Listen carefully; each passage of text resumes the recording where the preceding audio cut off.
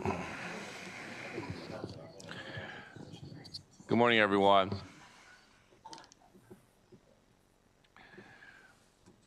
We're having a special hearing discussion this morning on the Developmental Disabilities Administration sort of fiscal outlook briefing. There's obviously been a lot of discussion about DDA, its status, what has happened over the last year, maybe multiple years, where we are today. I'm going to leave any comments to the side right now. We obviously have a lot to unpack, and we want to get down to where we are with the administration, and more importantly, we want to be able to, as a committee, understand where we're going to go and how that's going to impact folks' lives, and all very important information and discussion that we'll have today. So we're going to begin with David Romans and the Department of Legislative Services, and they're going to make an initial presentation.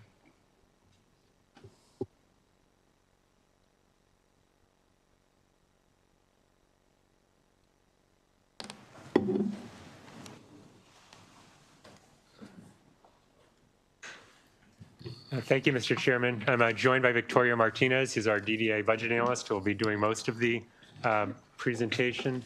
If we go ahead and turn to the next slide. So this first slide there on the screen is just looking at sort of giving you a sense of the magnitude of the problem in the fiscal 25 budget. So the DDA community services budget that was approved last session was a little over $1 billion of general funds.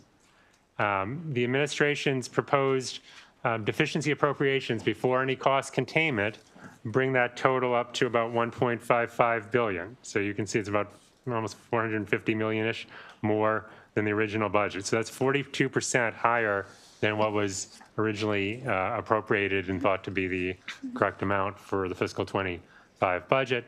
There's then some cost containment in the deficiencies that brings the number down to 1.45 billion. And you'll certainly be hearing more about that as the hearing goes on. There was about 97 million of cost containment in the governor's deficiency appropriations, including a couple of pieces that require BRFA action. So, I mean, obviously the question is, well, how did this happen? I'm going to talk about it more from sort of an oversight agency, because that's really what we are. I'll let the departments talk about, from their perspective, what happened. I think one, just to give a little historic sense, is the DDA budget has always been a little bit of a black box, if you will. There's information provided to DLS and DVM, but it's never been easy to tease out what's really driving changes in the budget. And that's been true for decades. This is not new to this administration or to this team at the health department.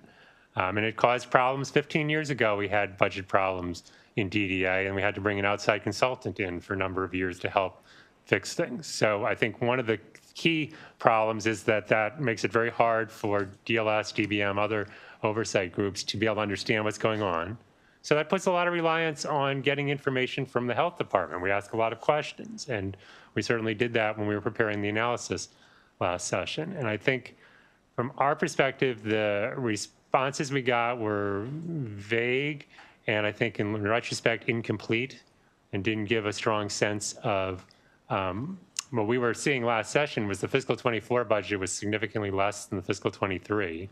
And the fiscal 25 budget that you approved was basically equal to fiscal 23, which didn't make a lot of sense to us because provider rates were going up. But we were given some answers about there were a lot of one-time spending in fiscal 23. So the other thing that I think was problematic last year is that we get quarterly reports on the transition to the new rate payment system that DDA has been moving into and I think is fully transitioned into now. And as late as February 19th of last year, they submitted a report to the General Assembly that showed estimated fiscal 24 spending on the new system. And that number was about 800 million in total funds less than what they actually spent. So again, the information coming out of the department didn't give the full picture. Now, I will say the one area that they did indicate last session, and they even had a BRFA item in that was a problem, was the self-directed services. They were concerned that that was growing rapidly. They had a BRFA proposal to put a cap on the spending there. The General Assembly rejected that proposal. So that piece was the one area they were very clear that there was going to be a problem. And that is probably a quarter or so, a little less, of the total reason that they have a shortfall. So that was a contributor. So, I mean, I think going forward, it's really important, and we've been pushing for this for a few years in committee narrative and other things, to have a more transparent DDA budget process so that we can avoid a third time of having, these sort of surprises with the DDA budget. And I think you'll hear the health department is in agreement that that would be a good thing, and that they think that under the new payment system, it will be easier to facilitate a more transparent process and to provide more regular reporting on how things are going. But just at a high level, that's kind of, I guess, my perspective on what happened. I wish we had asked more questions than we did. Sorry that we didn't, and didn't raise more concerns about the somewhat vague answers.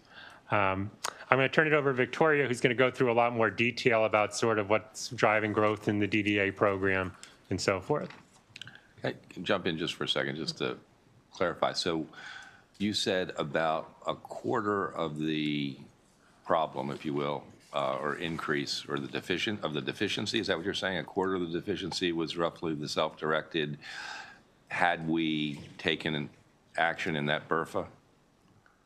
I'm not sure that that BRFA item alone would have solved the problem, but the growth in that program's cost, I want to say, is in the 80 to 90 million above what was budgeted. So that was certainly a significant component of the problem. And I mean, I think Victoria and the health department can give you the more precise numbers. But and on you had mentioned, and it kind of just breezed right by me, the 800 million number. What could you talk about that again? So there was a lot of concern from everybody when we were transitioning to the new payment system of, well, how much is this going to cost? We knew that the payments under the new system were going to be larger than under the old system, and that was by design. That wasn't a surprise.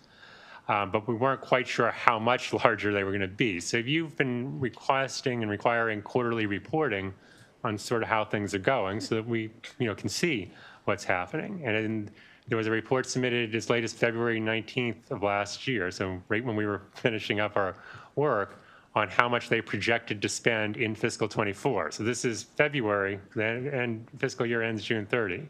And that report, and Victoria's got a slide on this, understated the actual spending that occurred by about, in total funds, $800 million.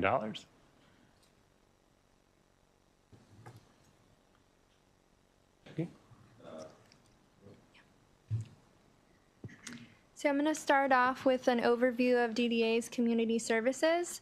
The Developmental Disabilities Administration operates under the Maryland Department of Health and provides services to individuals with intellectual and developmental disabilities. DDA operates 3 Medicaid waivers, including Community Pathways Waiver, Community Supports Waiver, and Family Supports Waiver. Through these waivers, participants can receive a variety of community services, including residential services, day services, and support services.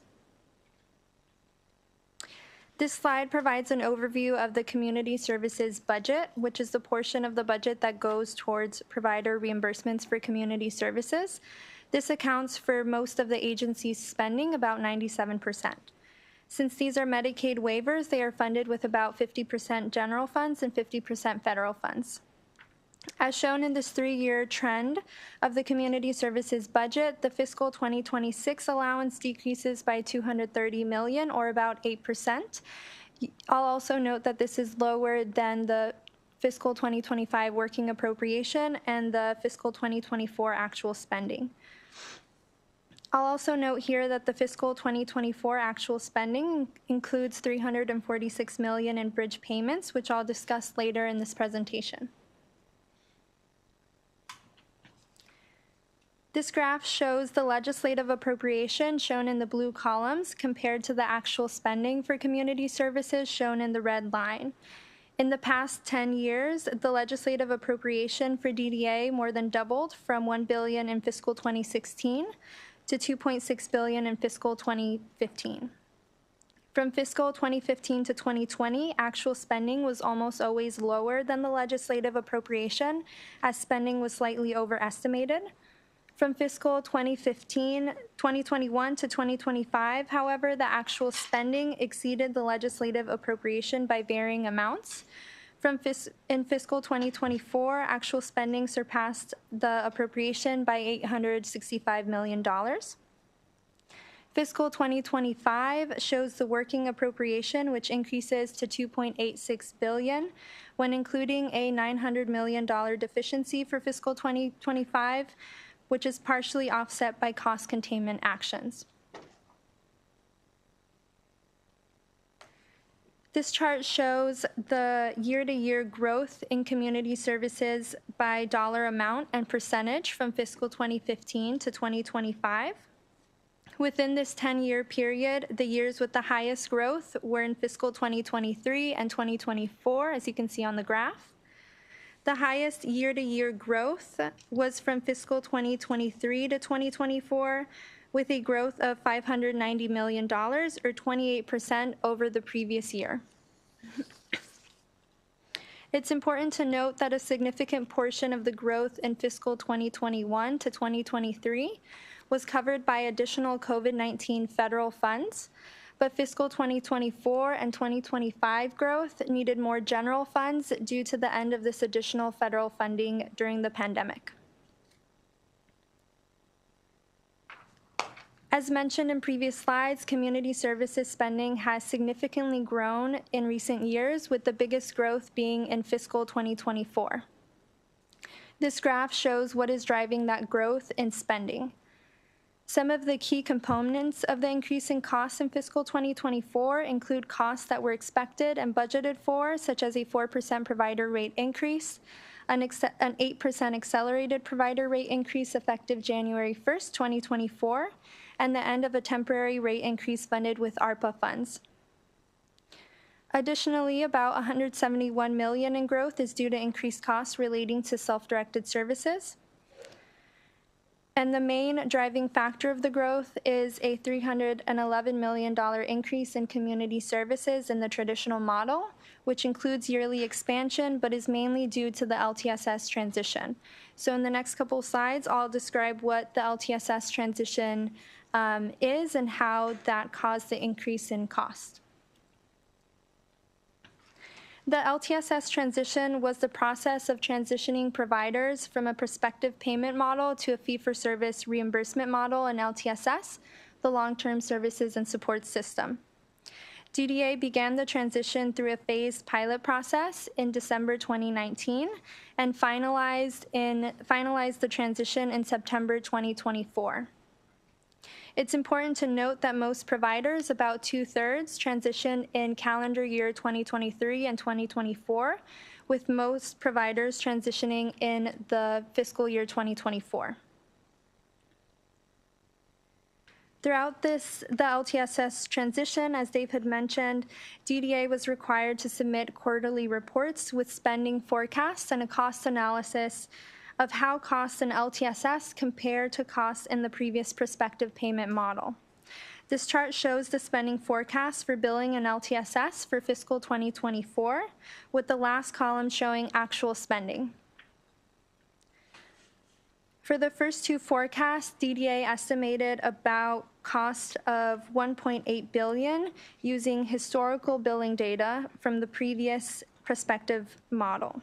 For the third forecast, DDA estimated about $2.5 billion by utilizing actual billing data in LTSS from one of their regional offices.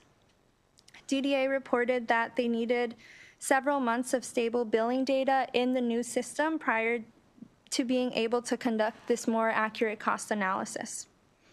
Although this forecast is closer to the actual spending amount of $2.7 billion, this forecast was developed in February 2024, when about 1/3 of providers had already transitioned into the LTSS system. DDA had reported that bridge payment recoupments would cover some of the increased costs, but didn't specify the amount at the time. Although MDH certified in a May 2023 JCR report that the fiscal 2024 budget was sufficient, actual spending was about $908 million more than the original forecast, with costs being approximately 18% higher in LTSS for meaningful day and residential services. Since providers were transitioning from a prospective payment model to a fee-for-service system, DDA provided bridge payments to help providers throughout this transition. This graph shows the bridge payments recouped compared to general funds. Bridge payments were provided in general funds, and to recoup the bridge payments, DDA created accounts receivables and posted the payments against the accounts. DDA has already recouped most of the bridge payments given, including for those in fiscal 2025. So although DDA surpassed their legislative appropriation in fiscal 2024, the recoupment of these bridge payments helped to close out the 2024 fiscal year. DDA has proposed various cost containment actions for fiscal 2024 and 2026, which are shown in this table. These numbers are in millions. A few items denoted by an asterisk are contingent on passage of the BRFA. The amounts in the fiscal 2025 and 2026 columns are total fund amounts, but all except for one of these items are 50% general funds and 50% federal funds. The state-only funded services reduction is the only item that is 100% general funds. I'll end this presentation with a couple of main takeaways and DLS recommendations. In recent years, actual spending for community services in DDA greatly surpassed the legislative appropriation, with a significant fiscal 2024 shortfall that was not reported to DLS at closeout. The increase in costs in fiscal 2024 was mainly due to inaccurate forecasts of costs under LTSS prior to beginning the transition, in addition to policies that provide higher payments to providers. DLS recommends that DDA report monthly actual spending to the budget committees, and for a work group including DLS, the Department of Budget and Management, and DDA to form to develop consistent and robust data sharing going forward. That's the end of my presentation, and I'm happy to take any questions. Questions from the committee? Senator? Thank you very much, and thanks for the presentation. I have two questions. Mr. Romans, you referred to the black box. Could you give us a little more nuance on that? How is the budget for DDA a black box compared to budgets for other agencies that are not black boxes? Well, I'll talk about other health programs. So in the Medicaid program, in the behavioral health parts of Medicaid, in addition to the budget detail that we get monthly data on utilization, enrollment, and charges for each of the different types of services being provided, so that anyone at the DBM gets the same type of information, so that there's essentially three agencies that are able to look at that and do their own modeling and doing their own estimating, and then there can be conversations as necessary, and sometimes there's disagreements, sometimes in front of you all, about how much is the right amount for those programs. But there's good information sharing. Everybody's in a position to understand what's driving costs. DDA has never been provided that sort of data, and the detail that they provide in the budget, I mean, they do provide numbers that add up to the allowance is not, it's hard, you can't easily figure out, what are the rate increases, and in recent years, there's been a lot of unusual things related to the COVID and some federal flexibilities that the state received that the DDA took advantage of, but you couldn't pull that out of the data that was being submitted. So you had to go back to the department and ask for information. So you became very reliant on the fulsomeness of the answers you got to your questions. So it's essentially an accounting failure. It's not a sophistication of accounting that other agencies have and provide to DBM and DU. Is that a fair way to describe it? I think that's fair. And as I said, we've been pushing for more Medicaid-like reporting in for Gotcha. DDA so that everybody has more transparency and can do their own forecasts and then have conversations about why are we different. Okay, second question. Is the LTSS seems to be the big driver here. I don't understand it as well as most people in the room do, but I thought it was just a change in when the money is paid. Why would a change in when the money is paid change the amount of money paid by over $300 million? I think it was a change from a prospective payment model to a fee-for-service model. So there was some changes in how services were billed, and in the claims, I think DDA could describe a little bit better what that change was in the system and how services were billed differently. Let me just have one nuance on that. Is it your impression that $300 million more services were provided, or same services but costing $300 million more? I believe that it's the same services, but there could also be an increase in utilization. Okay, thank you. Thank you, Mr. Chairman. Thank you, Mr. Chair, and thank you for this presentation. My questions revolve around the growth in self-direction, which is not surprising because of the passage of the Self-Direction Act in 2022. One of your charts, I think it was on page 6, shows a growth of $171 million, and on page 10, if I'm reading it correctly, a decrease in expenses for 2026 of $29 million. But my question is, have you done any modeling around this program? Because it's my understanding that it is far more cost-effective than either the traditional program or the alternative of institutionalizing individuals.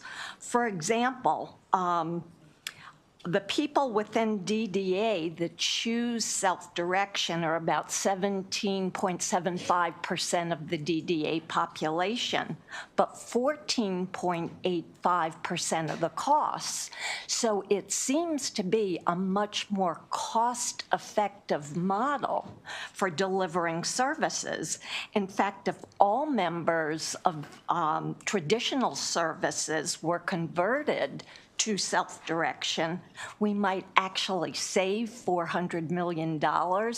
That may not be feasible, but I'm just concerned about trying to draw back on a program that is not only more cost-effective, but far more beneficial to members and their families. I know part of this is a question for later in the presentation, but my question to you is, have you done that financial modeling analysis? I think it's safe to say we have not done that. I mean, Victoria can correct me if I'm wrong, but we have not done that level of analysis. I think you'll hear from the department. I mean, certainly why they had a BRFA last year is that they may not agree with all of those statements about it being less expensive to them than other service models. Thank you. Thank you very much, Mr. Chairman, Mr. Romans, Ms. Martinez. Thank you for the analysis. You had mentioned that that it was a black box, and I know the vice chair covered that a little bit. In light of this, is it becoming less of a black box? Has the department been more forthcoming in information?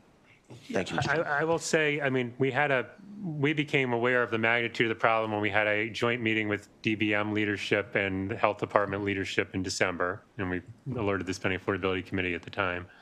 We've subsequently had a very productive meeting with the DDA team in preparing for this hearing, where they were very forthcoming and appeared to be very much on top of the data at this point. So it was very encouraging that it felt like there is progress within the department on getting a handle on it, and very helpful and responsive in the information they provided.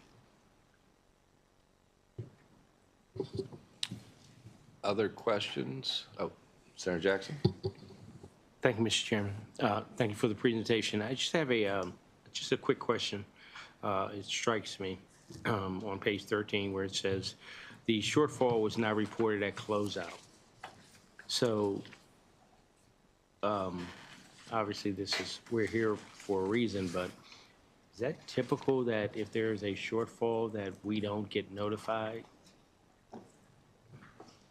Or you don't get notified? So we I was going to ask something along these lines too, and I just want to, for the committee's benefit, talk about what closeout is and when it happens exactly, and Gotcha. and in the process, Sure. the process of all this. Sure. So the closeout process is the end of the fiscal year, closing the books on the fiscal year, if you will, making, and they have to submit a lot of information, every agency, to the controller's office on their final expenditures and their special funds and federal funds and so forth.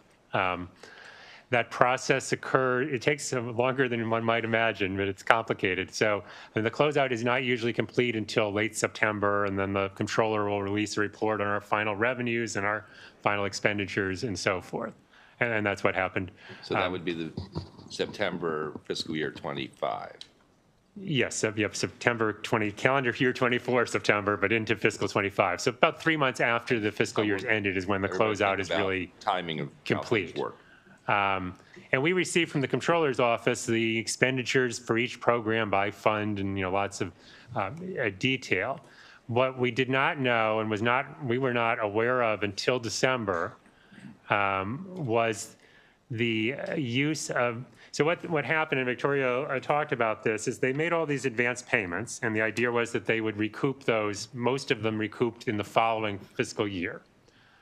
And when they realized at closeout in fiscal 24 that they were short quite a bit, they did an accounting maneuver, which is perfectly reasonable accounting maneuver, to create a receivable to sort of recognize, we know we're going to get these repayments in fiscal 25, but we're going to recognize them from an accounting standpoint in fiscal 24 because they related largely to fiscal 24. So that's how they kind of closed out without being in deficit. We were not aware of that. There was nothing in the data that the controller's office gets and reports to us that provides that information. And I think in general, and this is often a problem, this is not unique to this program, when their agencies are having budget problems, they want to make sure they're on the same page with the budget department, understandably. Having worked at the budget department appreciates that too. So I think they were reluctant to share a lot of information with us until they sort of had their arms around the problem both for 24 and 25, and that may have contributed to the lack of sharing of that information.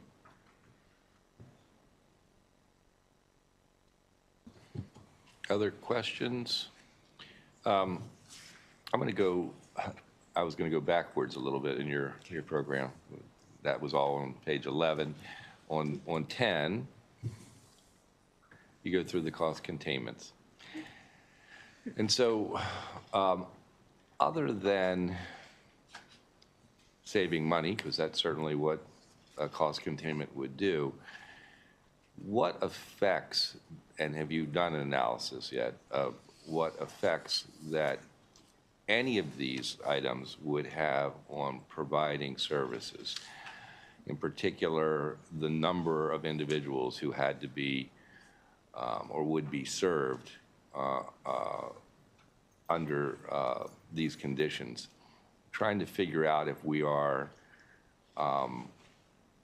asking the providers to provide similar or more services to more people while cutting amounts that go individually to the providers. Does that question make sense? Yeah. I'm not too sure about the number of individuals that would be impacted by each of these cost containment actions. I think MDH could provide that answer. We can follow up with you on that. It would also depend on, since there's so many different cost containment actions, it would depend on which one you're referring to and which service it impacts. For instance, the low intensity supports services program, this would completely eliminate the program. And so that would remove the services that are provided to the individuals that receive those services. Right, I would just add, I think the second and third items from the bottom, the low intensity and the state-only funded services reduction are clearly actual reductions in the services that would be delivered. But I think many of the others are going to reduce payment rates for services so that whoever's delivering the services, whether it's through self-directed care or through the regular, provider community, it's going to mean they get paid a little bit less than they would have otherwise been. Okay, I appreciate that. And I think I don't want to take the time to go through all of these today, and even when we bring the secretary up necessarily, unless that's part of her presentation, doesn't necessarily. But I do want to have a clear understanding of each of these actions and their impact on individuals. As do we, and I think our intent was there'll be a DDA budget hearing, and I Yes. think Victoria's intent is to have quite a bit of detail and more analysis of these options for that hearing. No, I know we're early, and obviously I have a lot of faith in our subcommittee, Mr. Chairman, to go through all that and dig into it all. Let me go back a couple more pages. On page 8. I think it's page 8.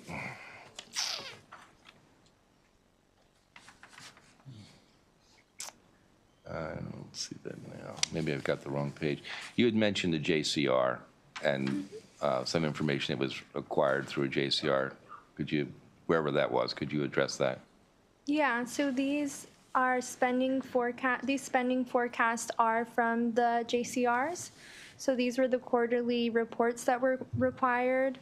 So the dates on the first 3 columns are the dates that the quarterly JCR reports were submitted.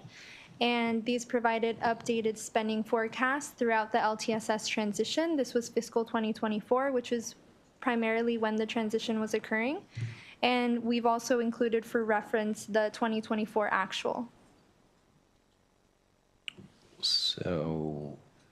And I'll also note there was another, the 4th quarterly report was not included just because we had the 2024 actual numbers at that time. So the February 27th, 24 are showing, what is it, about 350? I'm sorry, my eyes are a little weak on this. The differential between that and the actual. It's about 200 million. 200 million, thanks. Have the same eye issue. So at that point in time, we had, so in 24, we would have had the sense that it would have been, 200 million less than from that particular part of the issue. Okay. Thank you. Senator Hedelman. I'm going to stay on this page too. And at some point you had said that the FY24 forecasts were surpassed by 908 million, actual. And I'm still going back to, somebody said this earlier, kind of what is leading to that. Is it that we're providing more services to more people, that the services that we are providing are more expensive to provide? Help me wrap my head around that. Yeah, so these are the total, these forecasts throughout the transition is the spending forecast of the total spending for 2024 in the LTSS transition. Right. So as you can see, the first forecast was created using billing from the previous system. And then the third forecast shows a more accurate cost analysis because it's using data from the new system. And so I don't know the breakdown specifically of how much utilization went up. So what was the change in the number of services being provided? It was mainly a change from the prospective payment model to the fee-for-service reimbursement model. So it was a change in the way that services were billed for. Right, but presumably if you're going to actual costs, unless they were way underestimating the prospective costs, right? And making that transition, you would think it might have the opposite effect. or no? I mean, I guess that making that transition, and maybe this is a better question for the department. I'm still kind of at a loss how the estimates were so far off. And whether the kind of services, the number of people that we're serving, the intensity of the services that we're providing is the driver behind those increased numbers. It definitely wasn't the number. I mean, the overall number of people that DDA serves grows each year. More transitioning youth come in, and there's emergency placements. They hopefully they take some people off the waiting list. But there wasn't a dramatic growth in the total number of people served. So it's some combination of more intensive services, perhaps, as well as improved payment rates for the services that were being delivered. Okay, thank you. Chair Solomon. Thank you, Mr. Chairman, and thank you for the numbers here. But I'm going to go right along with the senator from Baltimore County as well. I mean, I see the numbers and we see the difference. But I don't know if there's an opportunity for us to get more specifics in this, because knowing that is a help.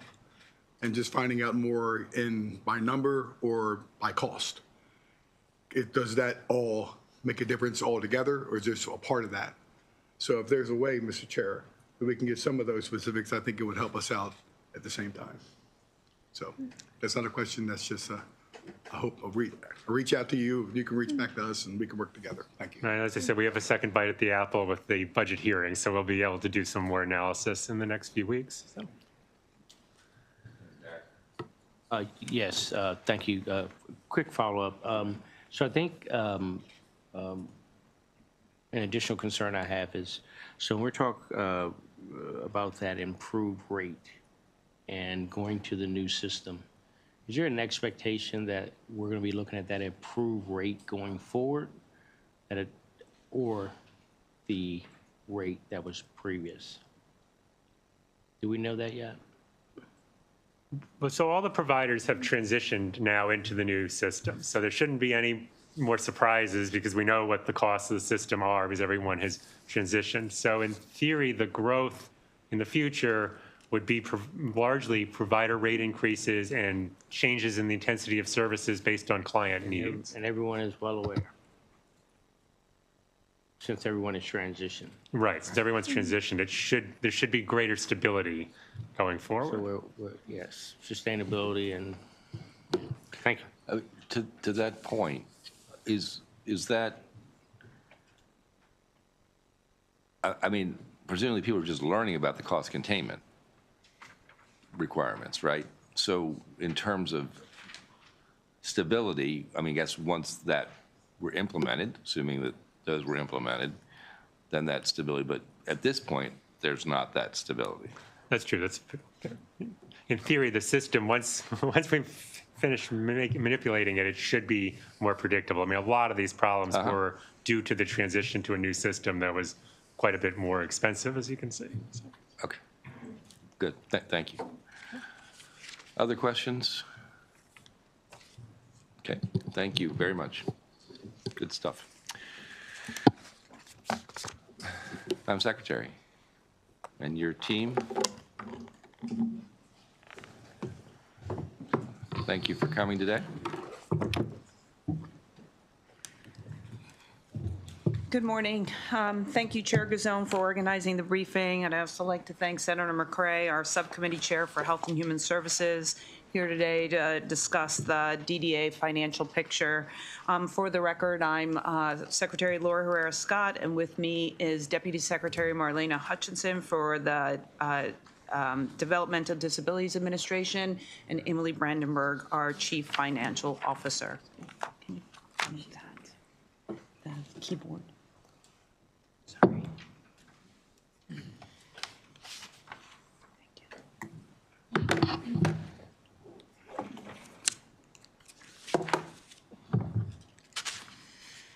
Today, we plan on covering details concerning the Developmental Disabilities Administration fiscal outlook, specifically transition of payments, systems, our fiscal year 2024 actuals, major factors contributing to increased expenditures from FY 23 to 24 and 24 to 25, and budget actions and next steps.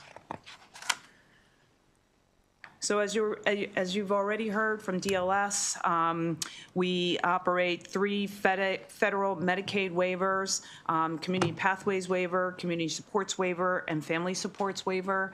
And every waiver offers the choice for participants as to whether to join a traditional provider or receive services, or if they would like to self-direct their services and elect to hire their own staff. So this is what participant growth has looked like, and over the next few slides, we'll provide a high-level overview of the growth of the program. Again, here we're seeing participant growth increases. From this table, we can see enrollment for traditional participants has slightly declined or remained flat, and we have seen a significant increase in self-directed services participants, especially among transitioning youth out of MSDE selecting self-direction. For example, in prior years, about 80% of our transitioning youth chose traditional services over self-directed services, and this year that number flipped, and we saw about 75 to 80% of our transitioning youth selecting self-directed services over traditional services. And here is what the expenditure growth looked like. So this slide highlights the total fund expenditure, and here we see the expenditure growth in traditional and self-directed services. And as you can see, expenditure growth began to increase at a faster rate in FY23 and 24 than in prior fiscal years. And the growth in total funds is attributed to several factors, which we've heard a little about: the transition to LTSS Maryland and the increasing costs for self-directed services. So a little bit more about those cost drivers. As you can see from the colors of the slide, the red is transitioning to LTSS Maryland. The orange is the cost for self-directed services. The yellow are rate increases. The green is the end of the public health emergency, and the blue are the ARPA dollars. And from FY23 to 24, we had the transition to LTSS Maryland.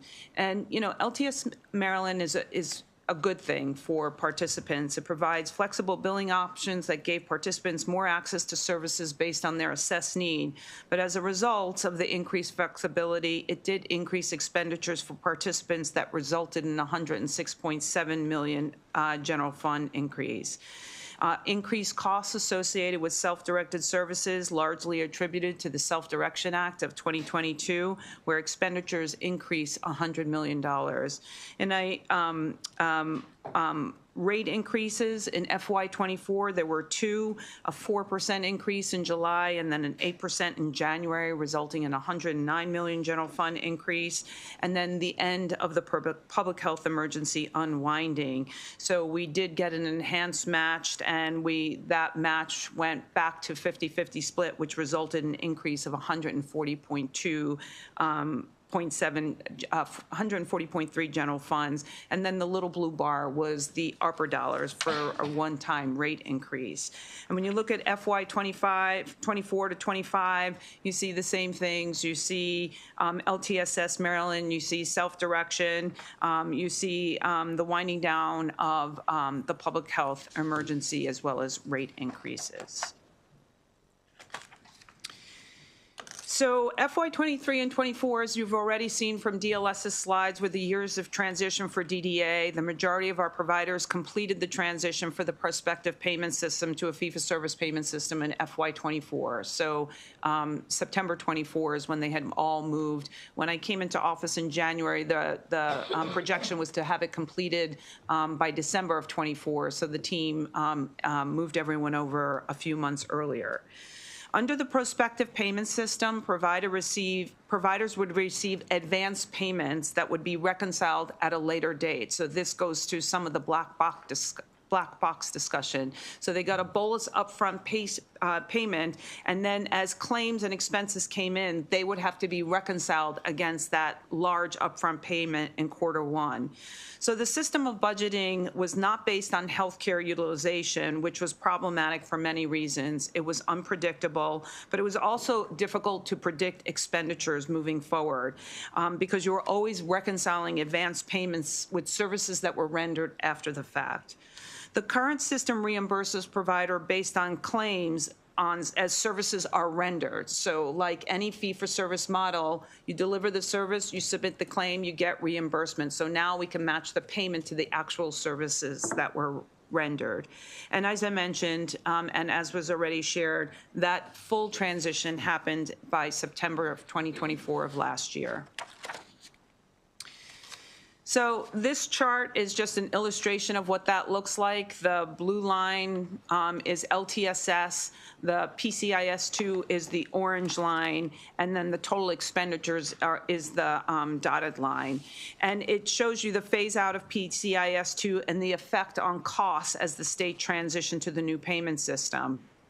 And as you can see, the green line for total expenditures is significantly higher as we were phasing into LTSS. And as was already mentioned, this was due to additional service flexibilities and rate setting methodology based on service delivery costs, and the reimbursement was approximately 18% higher than in DDA's legacy PCIS system.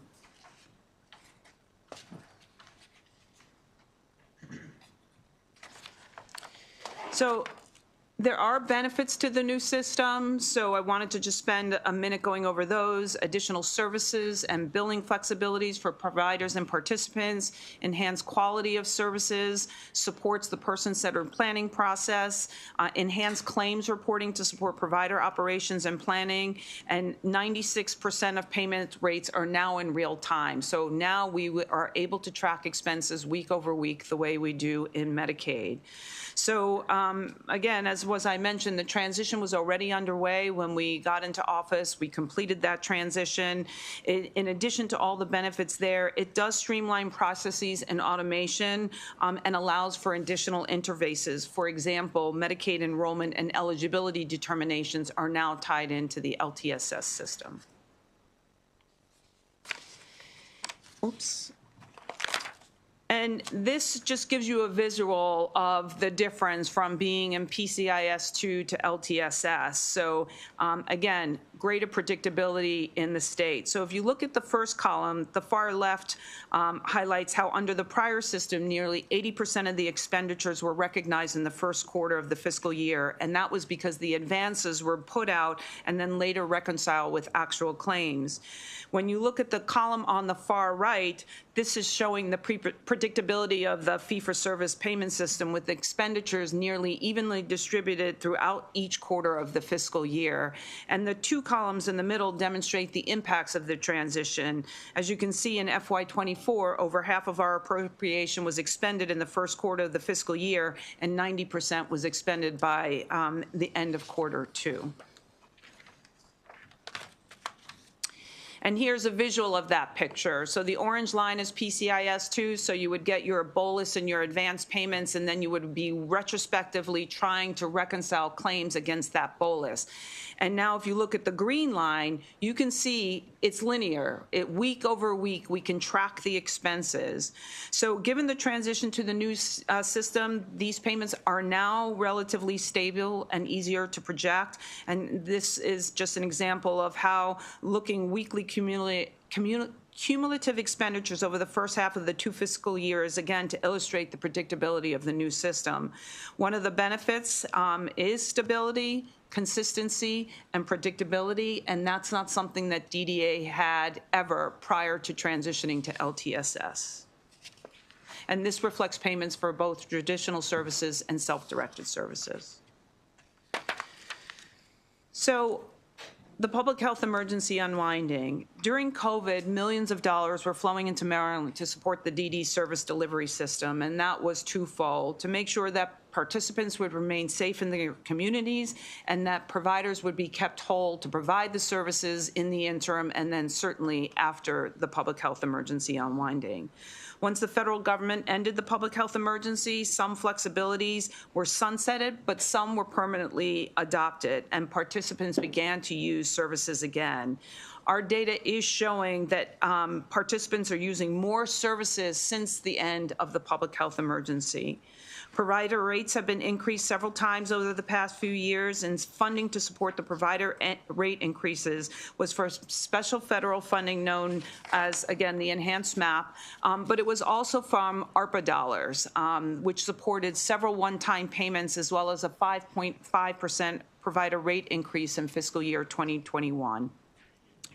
In fiscal year 2024, the enhanced federal match was wound down across quarter 1 and quarter 2 before eventually reverting back to the base of 50-50 split. So we were 43.8 and 56.2, with the federal government picking up 6.2 percentage points higher in general fund, and then reverted back to 50-50 in the second half of calendar year 24. So this is a picture of self-directed services, and this chart shows historic spending in self-directed services. As was already mentioned, it's a major driver of the increase, with $100 million in general funds from FY 23 to 24, and if you look at 24 to 25, another projected $80+ million increase. It is difficult to quantify the true cost of self-directed, but our estimates are that it's turning out to be a more expensive model. We are still working on the analysis, and the reason why we couldn't get it to you today, because we have transitioning youth that are not fully in, even though they've selected self-directed services. So there were lags in the time that we started billing, and we couldn't account for that billing. So we're still working through that math, but that's something we will be able to provide. But as a result of the Self-Direction Act of 2022, we have seen budget utilization increase to 52%, by 52% in FY24 compared to 40% in the prior year in FY23. And just as a reminder, under the prior administration, Secretary Schrader, when this bill was moving through the system, the Maryland Department of Health did put in a fiscal note tied to this bill, and it was estimated then that the impact would be between $140 million and $279 general fund impacts. So we have received a number of questions about the fiscal year 2024 closeout. And as we've already said, fiscal year 24 was a transition for the DDA. Majority of providers completed the transition from a prospective payment system to a fee-for-service. And as I mentioned, prepaid, reconciled after. And so what we saw is that MDH, with the support of Comptroller's Office and DBM, made the decision to create accounts receivable in FY24 in order to continue to pay providers when it was communicated to us that an additional appropriation to support both DDA and Medicaid would not be available.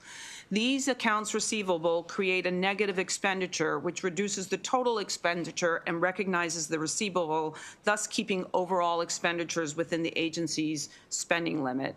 So we had people still in PCIS 2 with reconciling those payments, but we were moving into LTSS.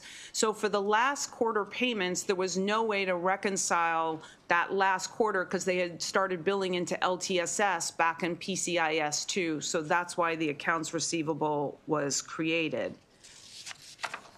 So another way to think about it is providers receive cash advances that were anticipated to be spent on covered services and then later reconciled based on actual services. But under the prior system, these advances wouldn't have been deducted from subsequent quarters because they were already in the new system in LTSS.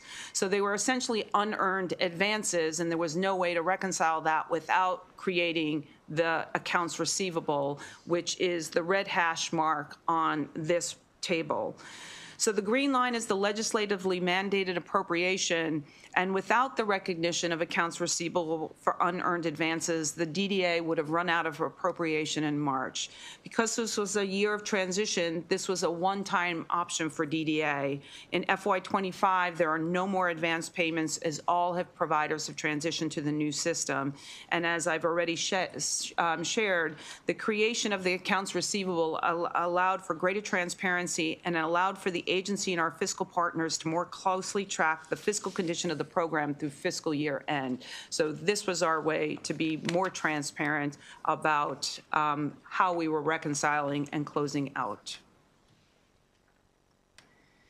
This chart shows FY24 spend, including the recognition of the accounts receivable. The orange hatch portion represents spending that would have been charged had it been and not been for the recognition of the accounts receivable. The slide better illustrates the growth between FY24 and 25 by capturing both the actuals and accounts receivable in FY24, and the difference is approximately 20% increase from FY24 to FY25.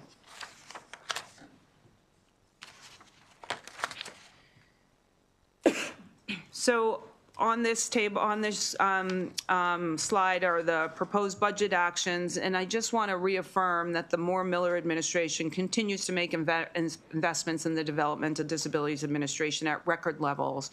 Within the DDA, the budget includes $1.3 billion in state funding for FY26, and this is a budget increase of close to $500 million since compared to fiscal year 2025. The state is proposing a careful and deliberate approach to continue supporting individuals with intellectual and developmental disability while addressing its program growth. The changes are necessary to promote more equitable services to Maryland who need them, sustain programs, address longstanding waitlist issues, help build community and provider network capacity, and maintain the integrity of the programs. But a little bit about each of these options. So geographic differential rates.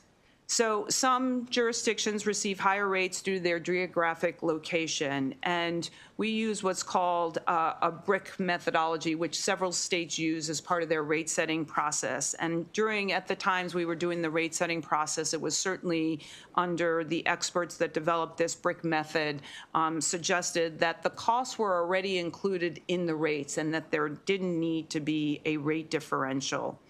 In addition, as we work with the through the Rate Review Advisory Group, we had a data collection tool where we were now collecting cost data on a frequent basis to review cost driver that impact all providers to inform rate basing. In addition, we're trying to move to one standard for all jurisdictions consistent with other Medicaid waiver programs that do not have a rate differential. So this establishes a more competitive environment for all providers across the state. It having a geo-differential creates more complexity to maintain, but it also creates some perverse incentives, such as new providers concentrating on establishing new locations only in those regions where there is the geo-differential. In addition, urban versus rural cost pressures tend to offset each other based on DDA's informed approach to rate setting that takes into account the average of providing service based on cost data provided by the providers. And then lastly, the concentration of wealth effects in Maryland is primarily seen in housing costs, which are not covered by Medicaid's home and community-based service waivers.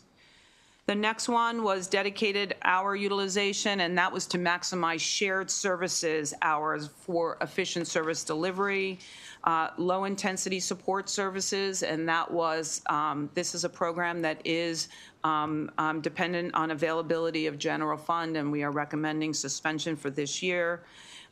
Self-directed services, aligning wages based on the Bureau of Labor Statistics, just like the traditional service delivery model.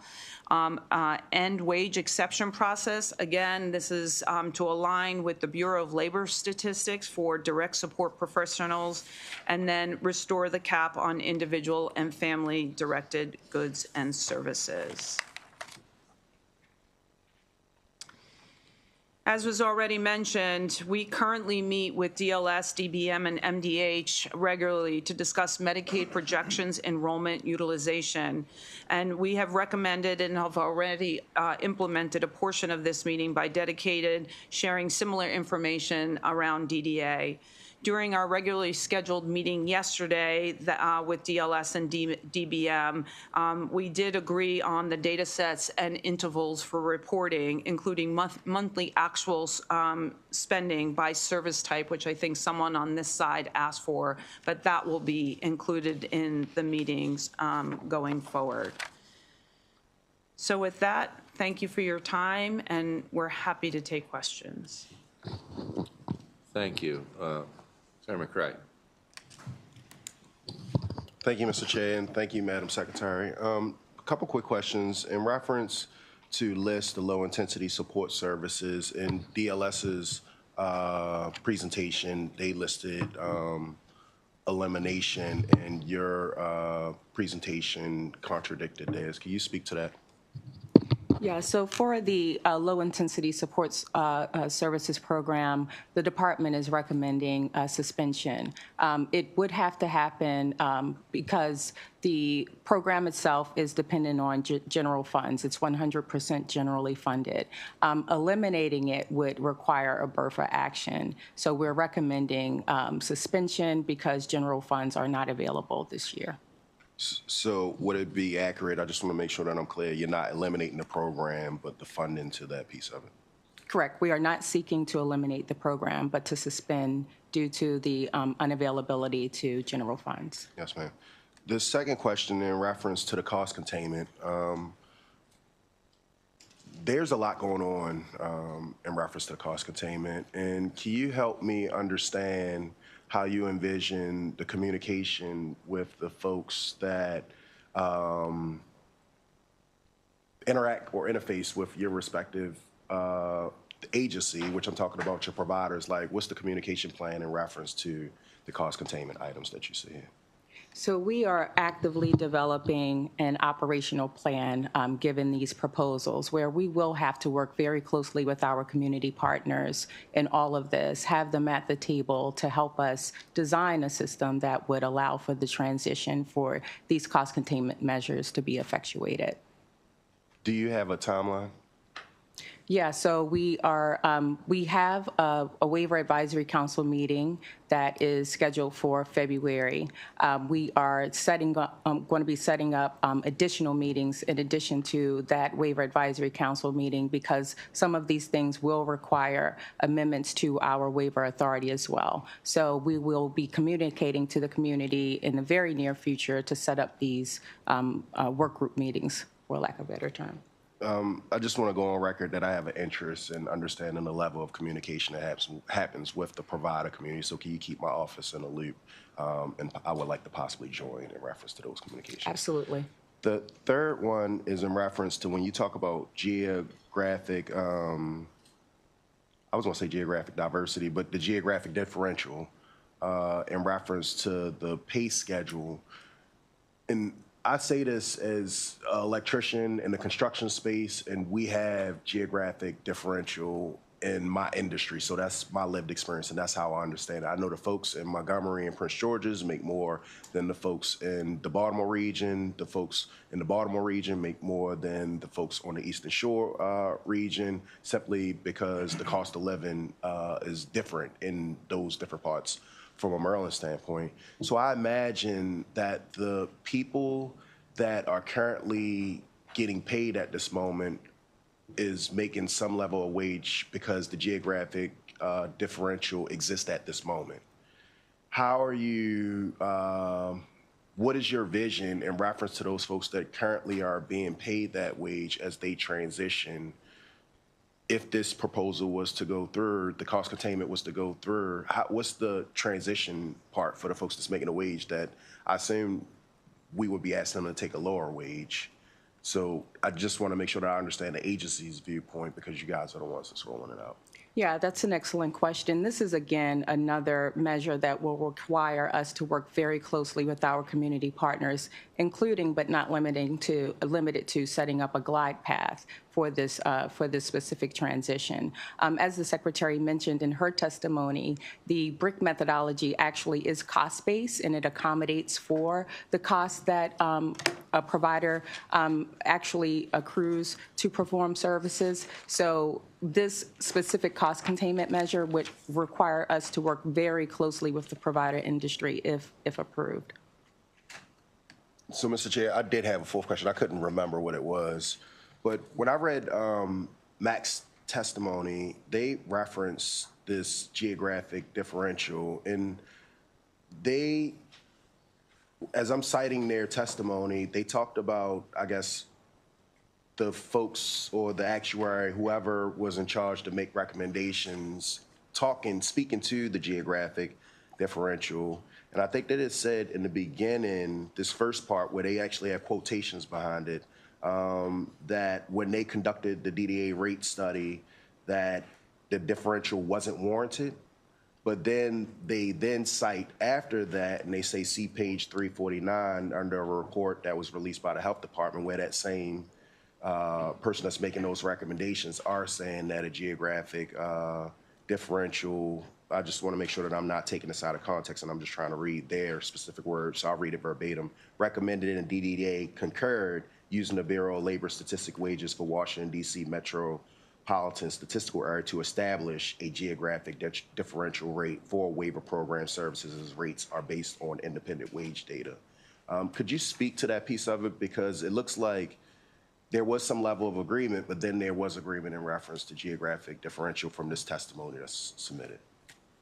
Yeah, so what I can say about that is, you know, based on the report that I read, it was actually told to the department not to pursue that path, and the administration decided to pursue the path and actually implement the geographical differential rates. Okay, they'll be testifying, and I'll ask them the same question just so that I have a better understanding. But a conversation offline would be very helpful in reference to what they're referencing in this testimony.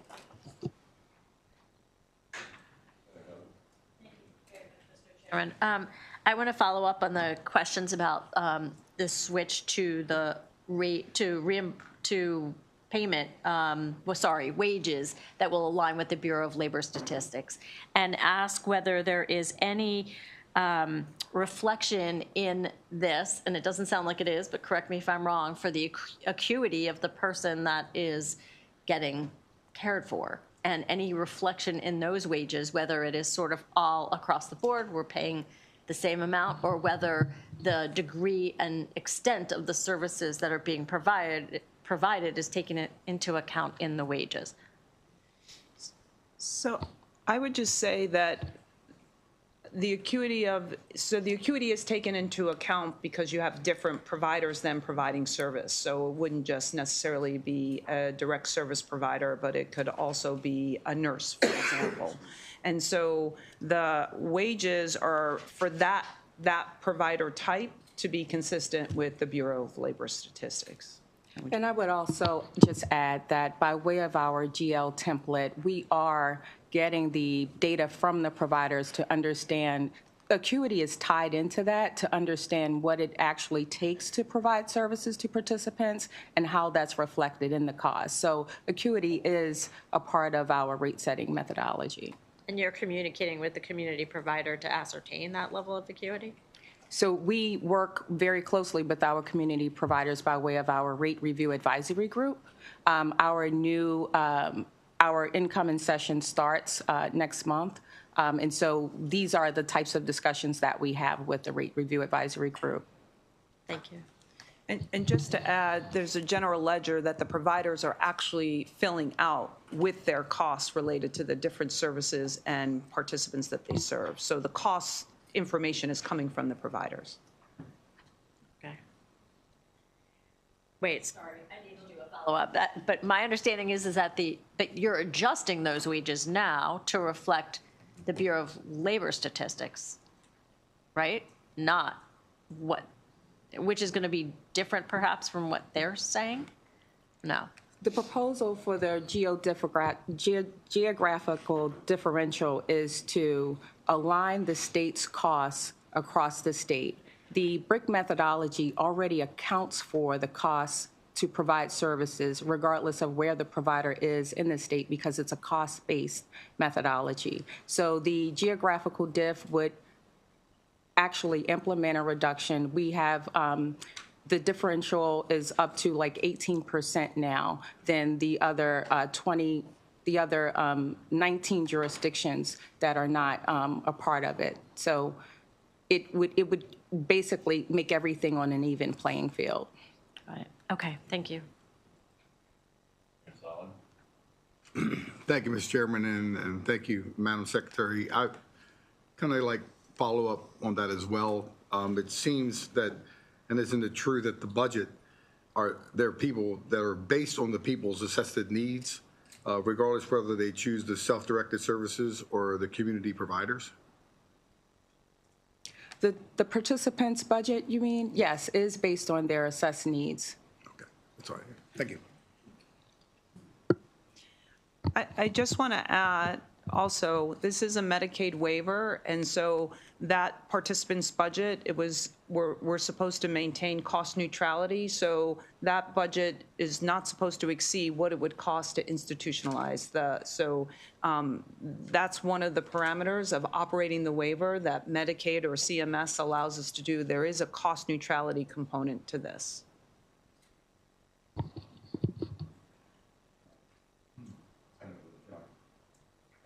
Mr. Chair.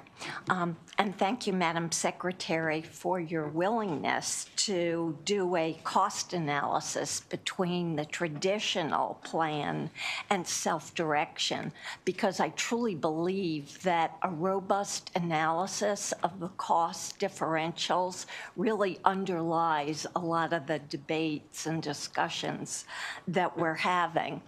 The numbers that I have looked at suggest that self-direction is less costly, but if there's information that implies the opposite, we really need to see that, and then we have some policy and financial decisions to make, because that would suggest that self-direction is actually offering more services.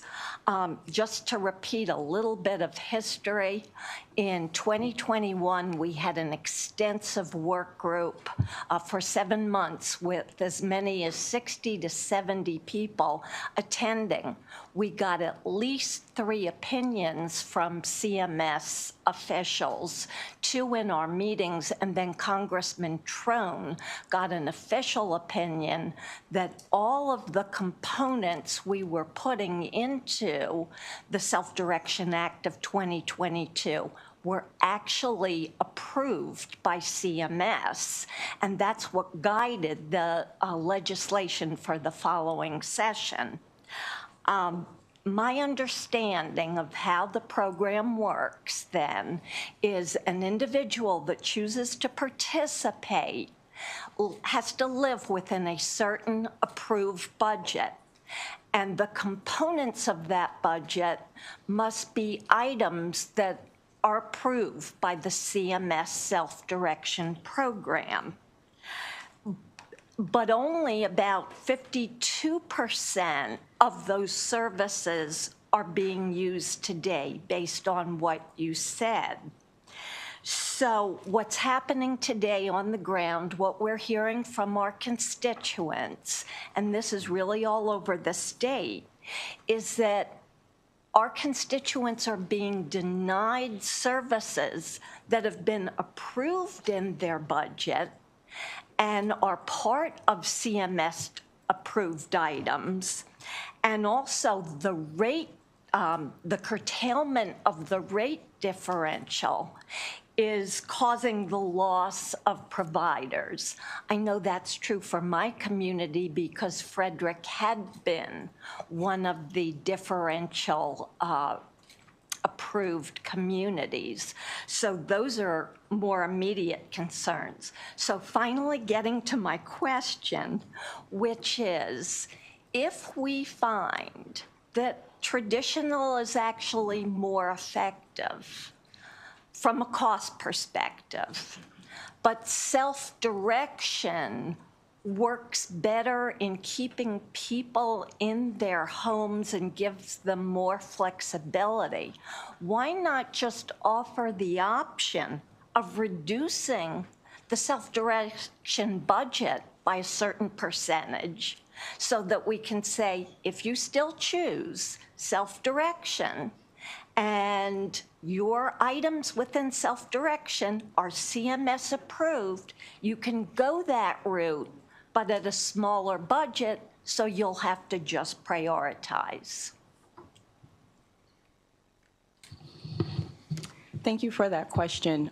So if I'm understanding you correctly, you're asking the department to consider allowing self-direction if an individual elects that service delivery model. You're asking the department to then basically tell the participant what the budget should be to make certain that it's cost effective. Two-step process. One, if you do the financial analysis that has been recommended, and it shows traditional is more cost-effective, that's a big if, then still allow people to select self-direction, but in a somewhat more restrictive budget than they have today. So, Yes. you know, we respect, you know, participant choice. So I don't think anything we've said, or I hope what we've said, hasn't suggested that self-direction won't be an option for people to choose from. That's not what we're saying. Participants still have the choice, traditional or self-directed services. Okay, may I have one follow-up question? But once you approve that budget and you approve the components of that budget, why then are people being questioned and asked to provide additional paperwork that was never required by CMS? Why are they having to go through all these loopholes for a budget that's been approved with approved components? So what the department does is the participant's person-centered plan is based on their assessed needs. And so the department approves the person-centered plan based on those assessed needs.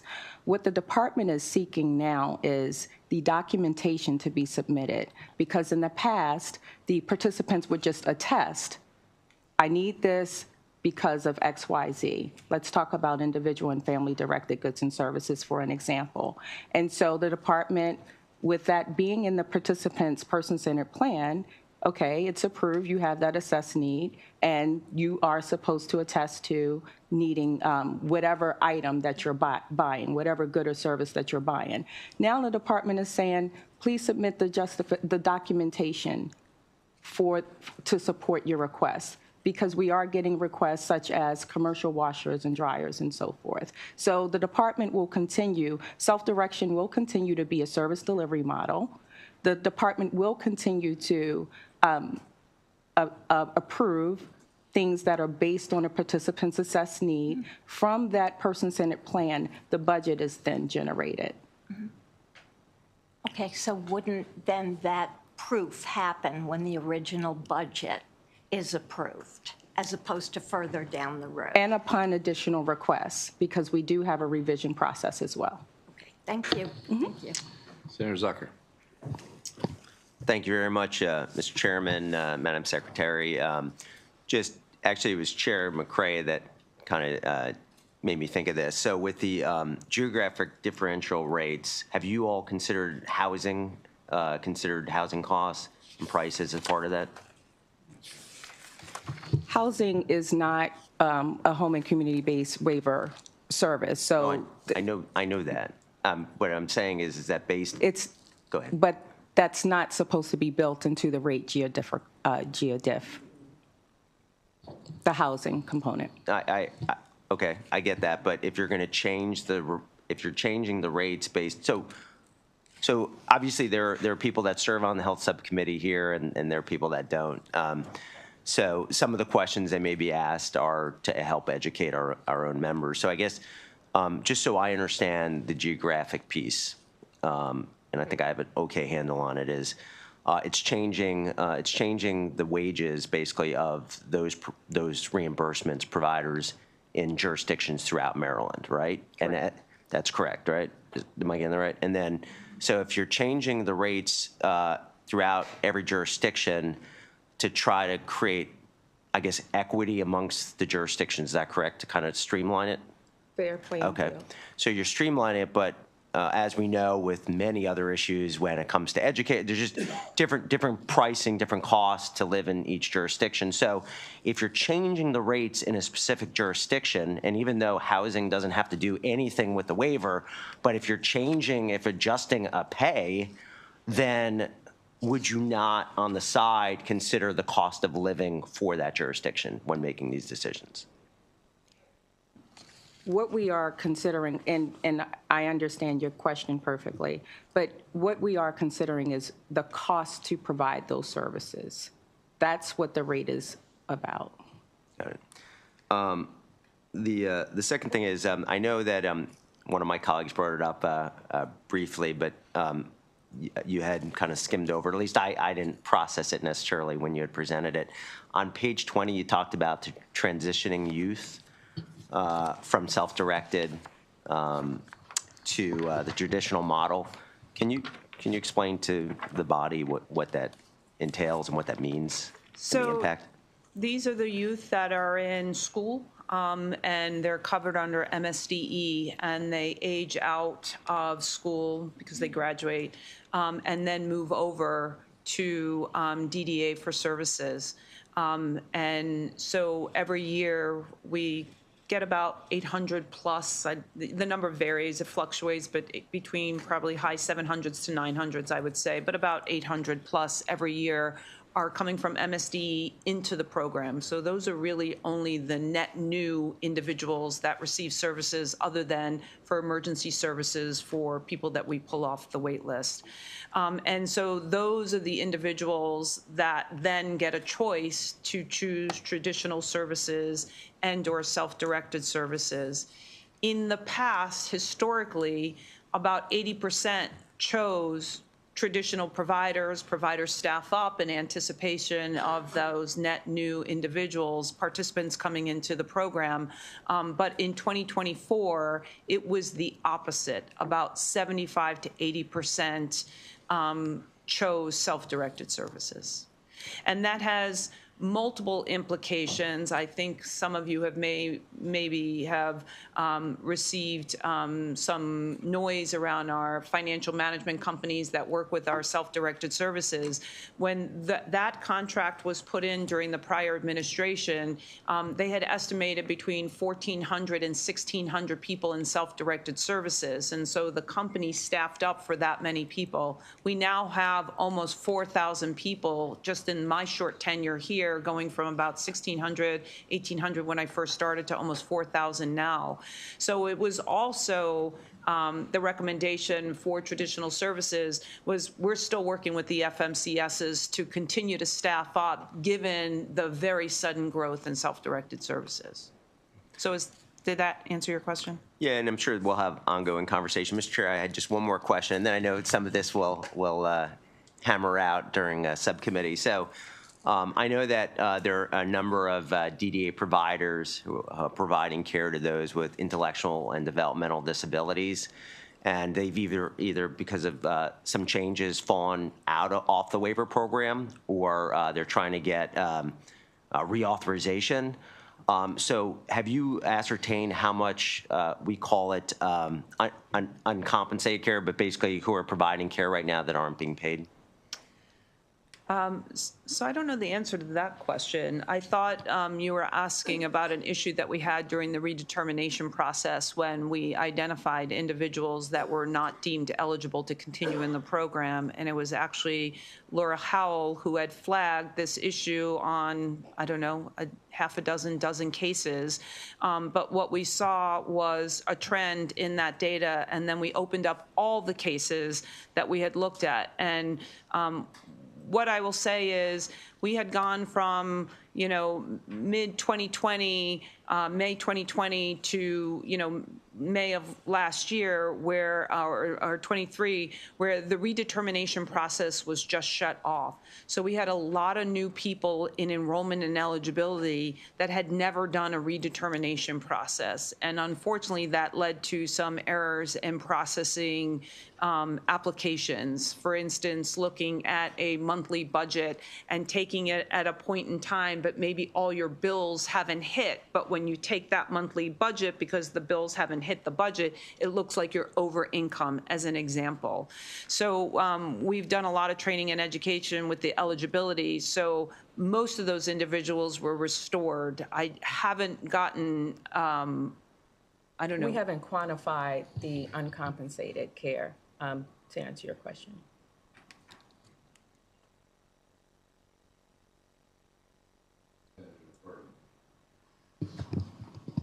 Thank you, Mr. Chairman, and thank you for the presentation.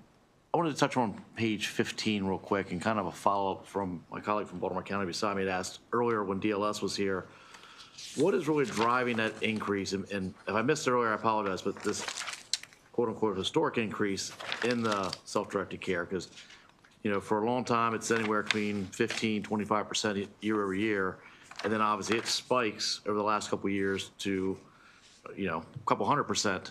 What is it? The participants, the pool, the amount of people, or is it the cost, or because that's a significant increase? I can't imagine we have that many more. Maybe we do. I don't know. That's the question. So individual family goods and services is a benefit that only self-directed services members receive. So the other 16,000 plus people in traditional services do not get that benefit. So that is a cost. And when the cap was removed, those costs increased. That's one. The wages and the wages that are set are not consistent with the Bureau of Labor Statistics. So they're significantly higher than the wages on the traditional side. For example, you know, a direct service provider makes, what, $18 to $22 an hour, and on the self-directed side, they could be making $40, $50, $60 an hour. So I would say it's unit cost.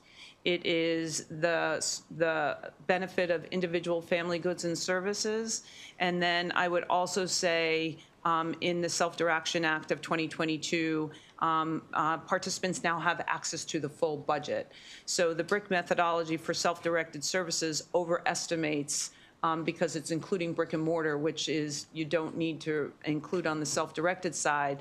But they're now, and they were utilization or spend was about, I don't know, high 50s, low 60s% of the total budget, but now they are amending their person-centered plan with additional goods and services, which is driving up their total budgets. So I would say those. Anything you would add, Marlena? No, to the Secretary's point, when you look at services that are provided by our community providers, it is very prescriptive. It's based on BLS. It's also based on the cost to provide those services. On the self-directed services side, there is not a methodology. We have something that's called reasonable and customary, and we have a rate range from about $21.63 up to about $37.86.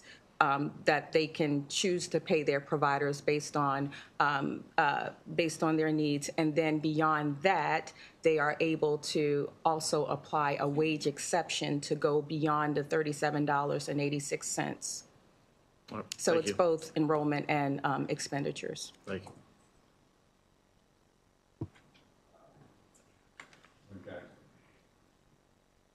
you. Thank you, Mr. Chairman and Madam Secretary and your team. I think most of my questions were answered, but I just have a couple. Speak to Madam Secretary, you spoke about training that members of your staff were undergoing. Who does that training, who's it geared to? What is the, have you concluded it? Is it an ongoing thing? So it's an ongoing thing. So that was the eligibility determination team. Again, we had many, many new people in the eligibility team that had never done a redetermination process. Myself and the Chief of Staff, Erin McMullen, had actually physically gone to 6 St. Paul. We sat with the eligibility team, and we interviewed every single eligibility worker to say, tell me how you process how are you processing these redeterminations while processing new cases? And what we learned is there were lots of different processes based on who trained them and who was still there. So we realized immediately that we had a problem, and that's what was contributing to some of the people that were still eligible for services but deemed ineligible because of the way the case was processed. So we have a new leader over the eligibility. We have a trainer coming on board to standardize that. So we are now in our first real year of redeterminations, because last year when we did redeterminations, we had many flexibilities for the CMS. So we haven't had the same issues that we had last year, but we still have training and follow-up that we need to do with the team, which is ongoing under its new leader. So And I appreciate your response. So,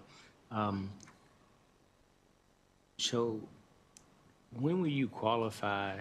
When do you believe you'll get to the point where you are good to go from this training standpoint? And is there going to be an existing ongoing in-service training to make sure that you're keeping up? And again, also in line with that, as we're here today to try to address some matters, when you all determine that you need to get folks up to speed on the training, what type of impact did you anticipate, and what do you anticipate going forward? So it's getting better and better month over month, and we've now established the trainer is full-time. So not only to ensure that we're doing QA, for lack of a better description, to make sure we can go back and audit cases and were they appropriately adjudicated, did they meet or not meet, but also because the turnover in that shop is unfortunately higher just because they're lower on our pay range. So the trainer is now part of the eligibility team to ensure that the processes and the processes of an application are consistent from worker to worker, to make sure that people that are eligible for Medicaid and therefore DDA services, we are keeping enrolled. Well, I do not sit on that subcommittee, so I'm hoping that the subcommittee is kept abreast of. Sure, absolutely. From the training standpoint, that's critical to where we are. And you also mentioned, internal controls are huge. Obviously, we all understand that and know that. And so, before I continue on that, so from the differential, what is the benefit? And when you talk about the geographic differential, where's the offset met, right? So if I'm living in a region, I'm providing the service in the DMV, UC metro area, or if I'm in some other region in the state, how is that? You want to eliminate it and equal it across the board. Where's the offset? Because folks have to be able to, your providers need to be able to survive. They need to be able to live where they are. So where's the offset? So what we're trying to address here, in regard to providing these cost-based services, we're trying to make certain that it's an equal playing field across the board. So again, we get the data from the providers as to what it costs to provide these services. I would also say that for our programs, we are 3 of 8 Medicaid waiver programs. We're the only 3 that get the rate GeoDiff. The other Medicaid waiver programs do not get rate GeoDiff. What we're finding is we're having more jurisdictions now reach out to us and say, hey, we want to be included in the rate GeoDiff. And what we understand is, just based on the costs associated with paying up to 18% more for the 5 counties that are involved right now, there would not be, the state would have to come up with additional general funds to make the rate GeoDiff available to the additional counties that are reaching out, the additional jurisdictions that are reaching out to us. For example, Howard County is a county that has a higher cost of living. They are not a part of the GeoDiff, but they have expressed interest. And we have some other counties that are higher cost of living, but we just don't have the general funds to support pulling the rate GeoDiff across the state. Okay, so I understand that explanation. So is there some sort of a studying mechanism that you put in place to come up with that theory of eliminating it across the board? Yeah, we looked at, and I don't have the figure off the top of my head, but I can certainly get back to you with the actual amount of general funds for those 5 jurisdictions. And I'd appreciate that, and as well as communicating that to not only the subcommittee, but eventually Absolutely. with us in your determination. Lastly, Mr. Chairman, if I might, so, part of today is the communications on the closeout of everything that was going on. I think it was mentioned before DLS stepped down They talked about the process you go through, you know, as you're determining and as you're reaching that point, your communication with, you know, budget and others. When you internally, when you see something that becomes alarming, did anyone think that they should like step out of that normal practice of that tiered process that you have? I mean, this is a huge amount of funding, of dollars. Did anyone think about maybe alerting someone that there's something wrong versus us getting this at a particular time? So I would say the BRFA submission last year was that Mayday flag, for lack of a better description, as we had transitioned more people into LTSS, and because the predictability of those claims, that's really as more providers were going into LTSS, and we could see the claims being adjudicated closer to real time than the old system where you got the bolus of money and then we were reconciling after. That's when we really started to see the increase, because we could do projections to actuals month over month. And it is because of the LTSS system that we could see that. And so we first saw the spike in self-directed services, and then we saw the spike in what I would call the blending of services that was increasing the payments in LTSS. And so last General Assembly, we attempted to at least get it on people's radar that spending was increasing at a rate that did not look to be sustainable. Okay, Mr. Chairman, thank you. Thank you, Mr. Chair. And thank you, Madam Secretary, for addressing us. My question be rather brief. I am curious about we talk a lot about wages, we talk rates, we talk different systems, but we didn't talk about population of the participants that you serve. And I would be very interested if you would be able to provide us with the population, especially based on the increase. I think you said that coming from MSDE a year, your participants are going to increase about 800 people. Is that correct? That's on average what transitions out of the school system into adult DDA services. Right.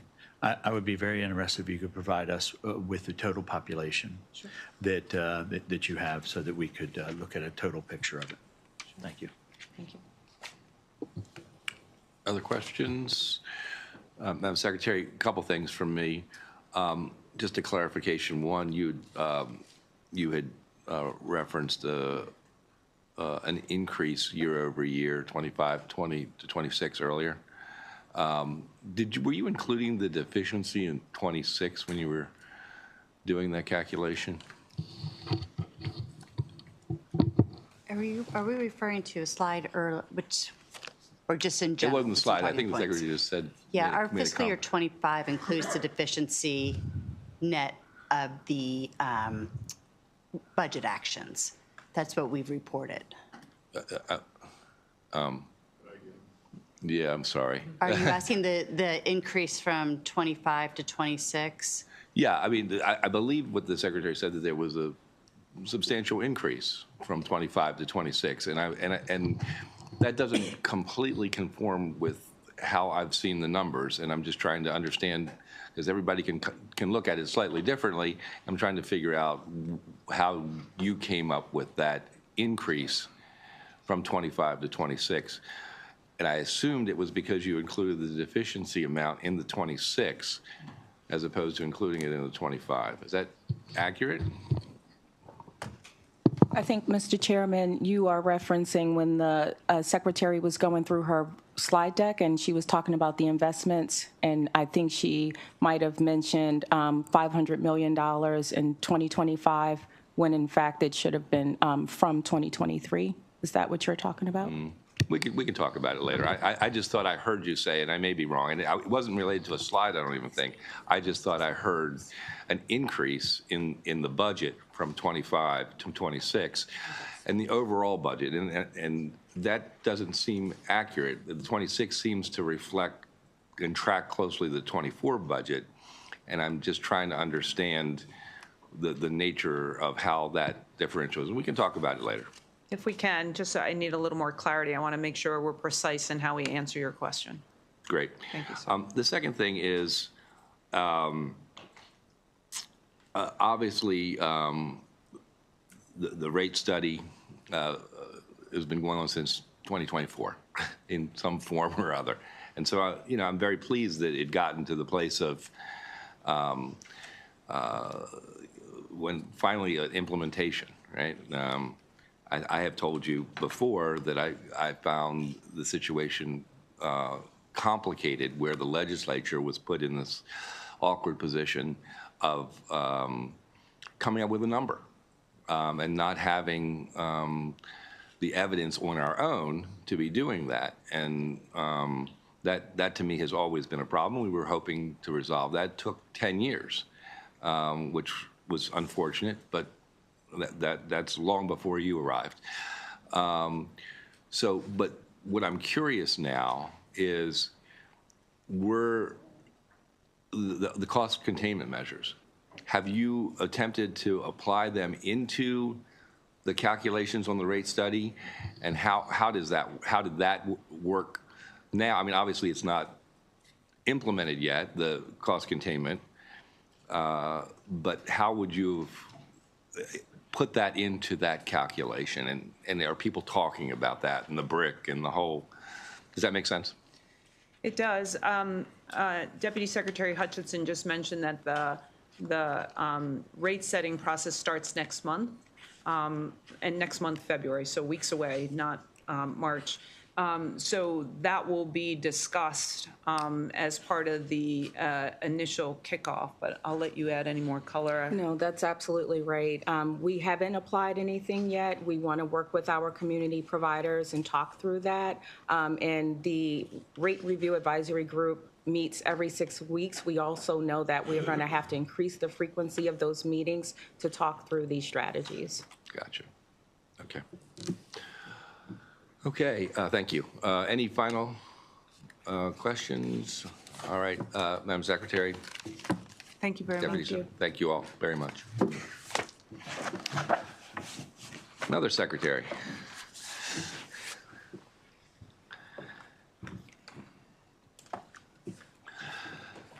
Madam Secretary of DBM. Thank you for being here. Thank you for staying and listening through all of this. It's obviously very important to the legislature, and I know it's important to you too. So I appreciate that. Sure. It's good afternoon. Oh, am I off now? Sorry, I thought red.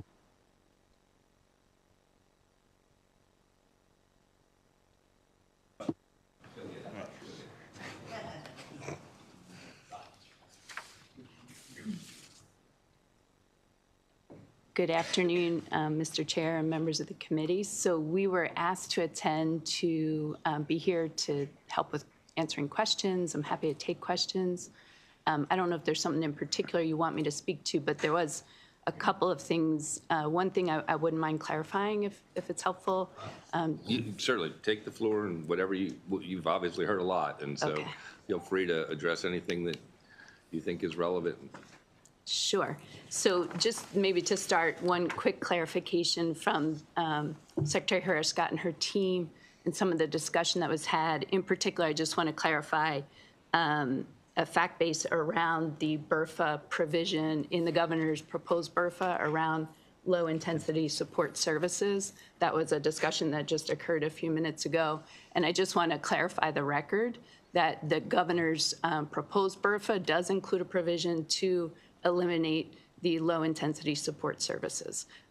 Deputy Secretary described the fact that elimination would require a BRFA, and I just want to clarify that that is part of the proposed BRFA for the administration. I think in addition, with regard to the cost containment, just to expand a little bit on the robust discussion that you had with the MDH team, I would also clarify that I think the MDH team brought a very thoughtful and targeted cost containment package along with the budget proposal that the governor's introduced. And I think, there's a lot of questions about impact to clients directly through these cost containment measures, which are certainly critical questions. And I would say that as DBM was working with MDH on the budget proposal, and we were talking through potential options for ensuring sustainability of this new vastly expanded general fund budget for DDA, we talked through many options, and many options were dismissed as part of our deliberations for the fact of the impact on clients and the impact on health equity and other considerations that are paramount in the administration's values, and I know the General Assembly's too. So I did not want to lose sight of that. I think there are many, many potential options within the DDA program that are not on the table, and very intentionally not on the table because of the impact they would have to the services the state's providing. And the package that is on the table for cost containment was structured in a very targeted fashion to impact the areas and the flexibilities within the program today that we believe are off benchmark from other states or from federal guidance, or where there's opportunity for the state to divert funds given the rapid expansion of the base program over these last couple of years. And so I understand the committee's desire and the subcommittee's desire to understand in more refined detail the impact of each of those provisions on clients. I just wanted to share that overall context, that was paramount in the administration's efforts as we were crafting the proposal. I think the other probably question that I know has been on the chair's mind and probably on committee members' mind is just, which I'm happy to address and share a little bit of context around, is just the question of how did the administration, miss this significant uptick in general fund obligation in our fiscal 25 budget for the year that we're currently in. It goes to the question of why are we having this conversation now as opposed to last session? And I wouldn't mind taking just a minute to shed a little bit of light on that. I think much of what I'm going to say has already been said this morning and explained in articulate detail by both DLS and MDH. But just to clarify a little bit, first and foremost, I do want to clarify that the governor's fiscal 25 budget for the year that we're in now does reflect a 12% increase, or $119 million in general fund appropriation for DDA versus the fiscal 24 working appropriation. So when we were here a year ago, we were bringing a budget for fiscal 25 that reflected double-digit percentage increase on general fund appropriation. That included $18 million for general fund backfill of enhanced FMAP that had phased out during fiscal 24. It included $30 million for the 3% provider rate increase that was slated for fiscal 25. And it included another $70 million plus to reflect increased expenditure growth trends. So the question is, how is it that now we know that this was several $100 million short of where we are today and what we're projecting today? I think you've already heard a bit this morning about the environment in which we were budgeting for DDA in late 2023. So a year ago, we were observing with MDH, and MDH was absolutely raising flags to DBM, and we were observing rapidly escalating costs for DDA. However, we did not have a solid understanding, for some of the reasons that were described already today, of the precise cost drivers, how much of the cost increase was true structural recurring costs versus temporary costs related to the transition in reimbursement models and billing systems. Those are key questions to us understanding what was the right level of right sizing for the DDA budget on a recurring basis going forward. This made budget forecasting very difficult as we were closing out fiscal '24 and planning for fiscal '25. At that point, we had more questions than we had answers, and I would say that was collective across the DBM and MDH leadership team. This is due to a confluence of events, many of which you've heard about today. These include expansion in services and costs related to policy changes since 2021. One example that hasn't been discussed significantly today includes the lifting of enrollment and expense caps for the community supports waiver and the family supports waiver that were planned in 2020, took effect in 2021, and we began to see the impact of beginning in 2023, but much more extensively in 2024. These are programs that previously had caps on both enrollment and expense that made very finite the amount of general fund expense in any given year. Those budgets have expanded tremendously from about $12 million in fiscal 2022 to $52 million the next year, then $100 million in fiscal '24, and we're now projecting, I believe, $145 million in fiscal '25, and still growing. Additionally, we had, as we've talked about today, changes to the self-directed services model. We've also had the rapid transition to the new fee-for-service reimbursement model, or LTSS, and system, particularly during fiscal '24, when transition sped up and all providers made that transition. The previous system, as you've heard today, involved advanced payments that were then called back during the year or recouped during the year. During this period of transition from the previous system to the new system, we already, under the previous system, had a very Byzantine system for accounting and reimbursement. And that became even more complex when we had two systems in play, which was the case during fiscal '24. In some cases, advances were happening under both systems. It was very difficult to understand, I think, for both the department and DBM together, and get our arms around how much of the expense we were seeing in fiscal '24 was going to be clawed back or recouped as a result of these transitions, these advanced payments under both systems, and how much was true ongoing structural expense. We needed more time to suss that out. None of us were comfortable with where we were at this point last year, or even more importantly, as we were approaching fiscal '24 close last year. And we were intent on strengthening our understanding and our forecasting for this program heading into the fiscal '26 budget process. This has been a top priority for the administration in building the fiscal '26 budget and reforecasting the fiscal '25 expenditure outlook.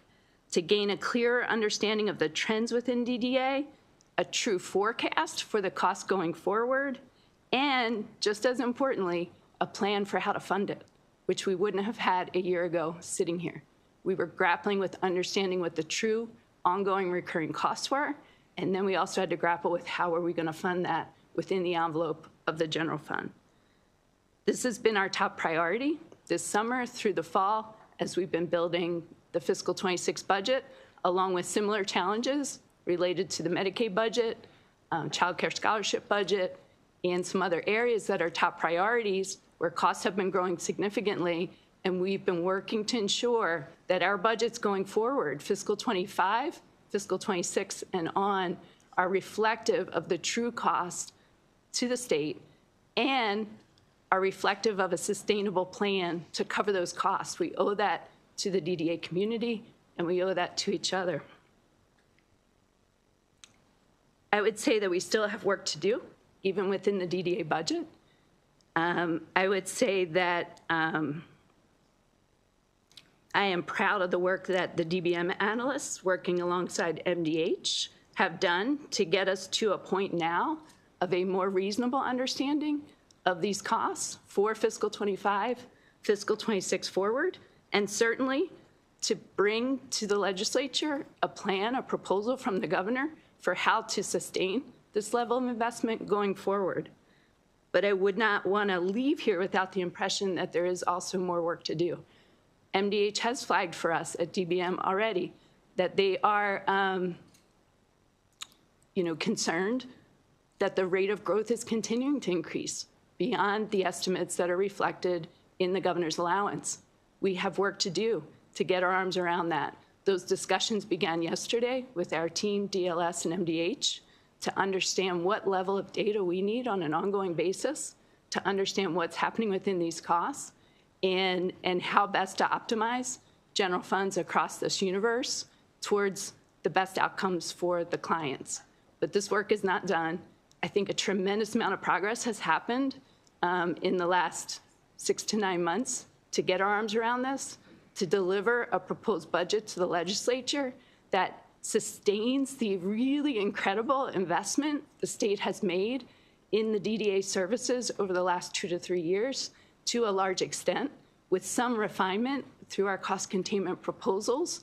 But I think that this has been a major priority in our budget work this year, and would be remiss if I didn't emphasize that we have more work to do.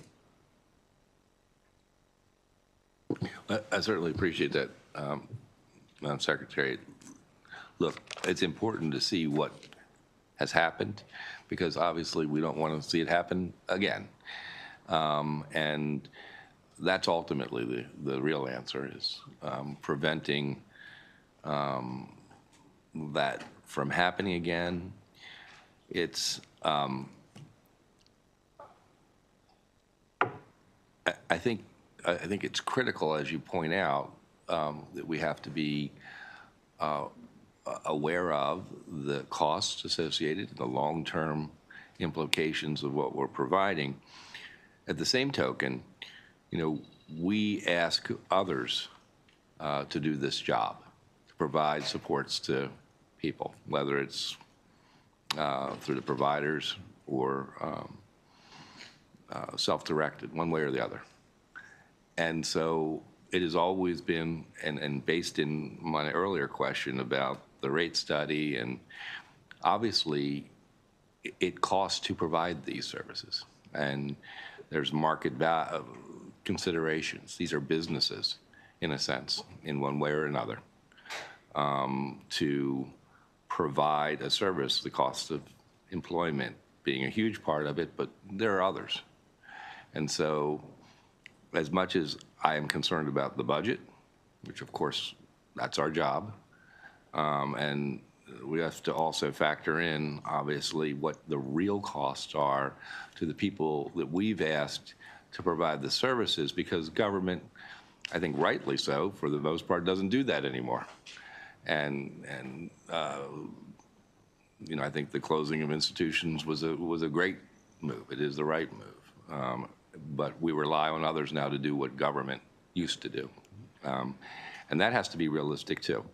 It's a complicated problem, and I know you understand that, and I appreciate that. And what I got from your overall statement was this was a pretty unique situation, that it seems unlikely that I think to use your words, as the confluence of all these various situations came, it's unlikely that that would happen again. And I think that there's some truth in that, absolutely. But I think we can't sort of just accept that simply on itself. That we have to keep thinking about what we've learned in this process, so again, it does not happen again. I'm concerned when I asked earlier about the rate study and that cost containment hasn't been applied yet into that. And I think that that's going to be a significant issue that is going to be, I think, debated internally within the provider community and within the department for a number of months. It's tough, and I know it's tough. It's tough. It's not an easy process. Clearly, it would have been, if it was easy, it would have been done 10 years ago. I don't know that I have an answer to all of that, but I think just because of what has happened, we're all just going to have to pay a lot more attention. So, thank you, though. Senator McCray. Thank you, Mr. Chair, and thank you, Madam Secretary, for the presentation. I wanted to jump and start with the low-intensity support services and the respective comment that you had just made. And Madam Secretary, I've gotten a number of emails from constituents in reference to this respective program. And I received one that I read really late last night because I just try to get a granular level of understanding of what's going on. And the email was from a mother that lived in Anne Arundel County, not in my jurisdiction, but she talked about how she works for county government. She talked about how her husband is a pastor, so they don't make a lot of money. They're raising their 4 children, and they have one of their children that benefit from the low-intensity support services. She talked about the educational opportunities from tutoring that she's able to benefit because of these respective services. And what the advocacy community is saying, Madam Secretary, is that this isn't a mandated funding. So this low-intensity support services isn't a mandated funding. This program is in existence, and the administration, the legislature could fund, could not fund. But the elimination of the program in case good fiscal times do ever come back, I don't understand the justification in that piece of it, because we know the population that is benefiting. I articulated like what that face would look like, but it's not mandated funding. So why would we eliminate the program in the BRFA?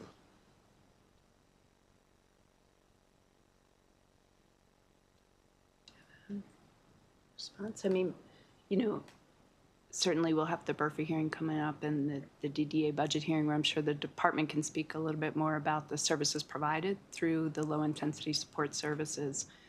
Part of our cost containment plan for, again, ensuring a sustainable budget model for DDA going forward, now that we are absorbing,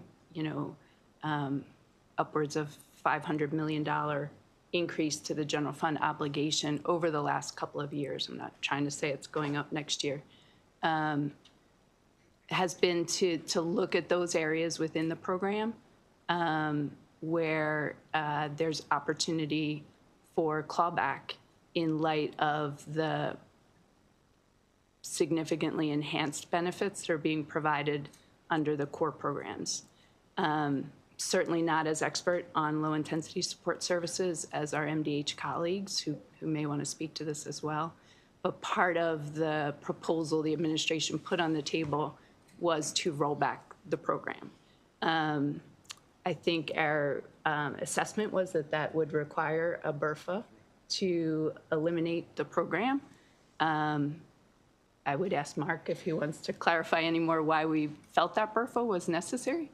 So I do think one of the things that, my health department colleagues can correct us, is that these services are not provided to the same individuals every year. It's sort of done on a sort of a lottery basis. It is. So because of that, I think, when we were faced with a lot of sort of difficult choices, we didn't feel we were at least removing somebody's ongoing services that they would benefit from, over an extended period of time. But I think the question, if I understood the question, and correct me if I didn't understand it right, and I'm sorry, this is Mark Nicole, Deputy Secretary at DBM. I think the question was more why we felt we need a BRFA if it's not a mandated program. Am I understanding correctly? That's exactly. I'm going to take the conversation offline. I'm going to make a comment. Yeah. Madam Secretary, these are folks that are not currently utilizing the waiver. So these are folks that may be on the wait list, being able to get some level of supportive services. And the advocacy community has expressed, we get that the funding may not be there. We understand it. You're absolutely right. It's a lottery program. But no one understands the justification of the elimination of the program in its entirety. I'm going to move to the next question, if that's okay. In reference to the advance payout, I think that we heard from DLS, And I appreciate folks that like take ownership. And what they did was they said, well, maybe there were more questions that we could have asked to kind of dig in and things of that nature. So in reference to these accounting shifts is what I'll call them. I'm not sure of the formal name for it. What safeguards or what level of communication will come between DBM and DLS? Because this happened once. I think that we're not going to be getting a new system anytime soon, but like just making sure that like in the future, when we have something like this where these accounting shifts are switching from year to year, and the agency may understand, but the level of communication coming back to the legislature isn't the same. They got the quarterly reports, they expressed that piece of it, but there weren't triggers to kind of really zero in and say, there's something there, and it may have been known, but we didn't know. Help me understand, like, how, do you have any recommendations or suggestions when we think of DLS and DBM working in concert to better understand or not go through something like this again? Sure, I appreciate the question.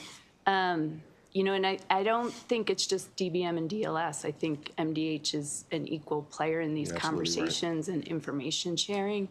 What I can share is that fall of 2023, I started to get educated by my staff on what was happening within the DDA budget and from the MDH staff at the same time. As Secretary Hurd-Scott herself, being on the same time frame as me in terms of our tenure at that point, was getting educated herself, I believe.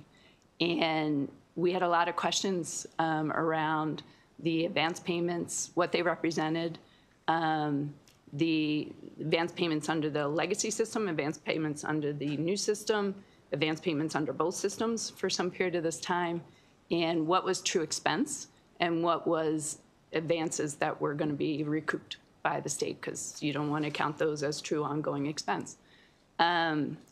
It's taken a long time for us to understand in detail, I think, because of the very Byzantine legacy accounting, reimbursement, and budgeting models for DDA. I have to say, I've not seen anything quite like this in my career. And it's taken a long time for us to gain the level of understanding we've gained to date. I think we've been probably looking for the same understanding, DBM as DLS, and even I think Secretary Hurd-Scott, you know, coming on board and gaining the same understanding herself and her finance team. So, you know, I think we have in place a pretty strong collaborative relationship that certainly we've built on Medicaid over our 2 years working together, my DBM team and DLS since I've been here, and MDH, and we're looking to replicate that across DDA.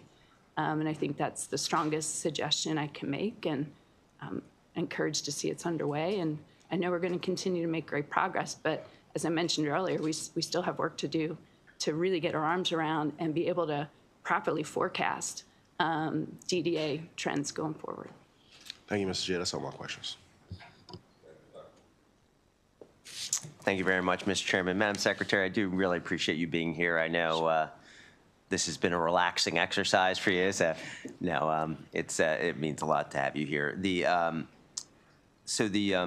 For some of the changes that are going to need to be made, would it require a waiver amendment with the Centers of Medicare and Medicaid?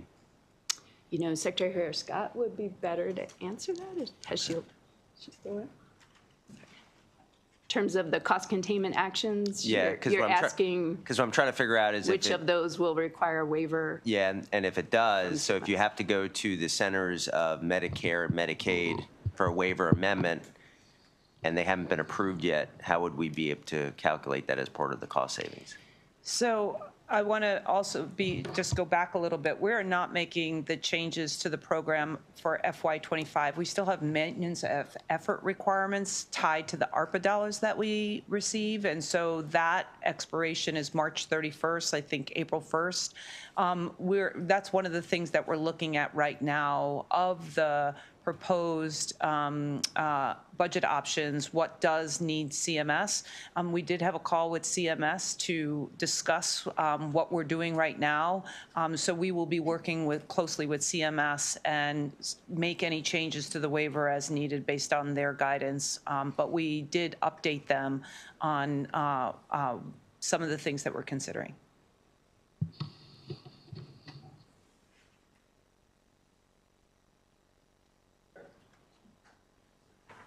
Thank you, Mr. Chairman. Thank you, Madam Secretary, Madam Secretaries. Maybe not. I'm not sure yet. So, no, actually, I just, I think it was said with both panels. You know, obviously, this is a very costly learning moment. But I think what I didn't hear, I heard a little bit, some from the department about some training. How are we prepared to do the things we need to do to run a government, and we as your partners, to ensure that we have the quality folks who understand what that means going forward. So when we undertake a change such as this, you know, do we have a consulting team, or have we trained our people up to be prepared for that? The same thing needs to be done across the board, because we have to be able to ensure that we can afford what's going to occur. And so I'd certainly like to see or hear, even if it's not today, that we are prepared to do the things that we need to do for our constituents here in Maryland, but not to move so fast or so quickly that we're not, you know, paying attention to the details that need to be put in place so that we don't end up here again. We had conversations, no two things are the same, but we had conversations last year. And so I just would like to hear more about that, or see more about that, you know, if you need to get that to us later, because it's critical. If we're going to move forward, you know, we need to make sure we have everything in place as best we can, understanding the nuances of what we're engaging in. So I'll just leave it at that, and thank you all both for being here. Thank you, Mr. Chairman. Other questions? Pro Secretary? Either Secretary? All right, thank you very much. We have one more panel. It's Howe, Cobb, Rice, Mr. Rice.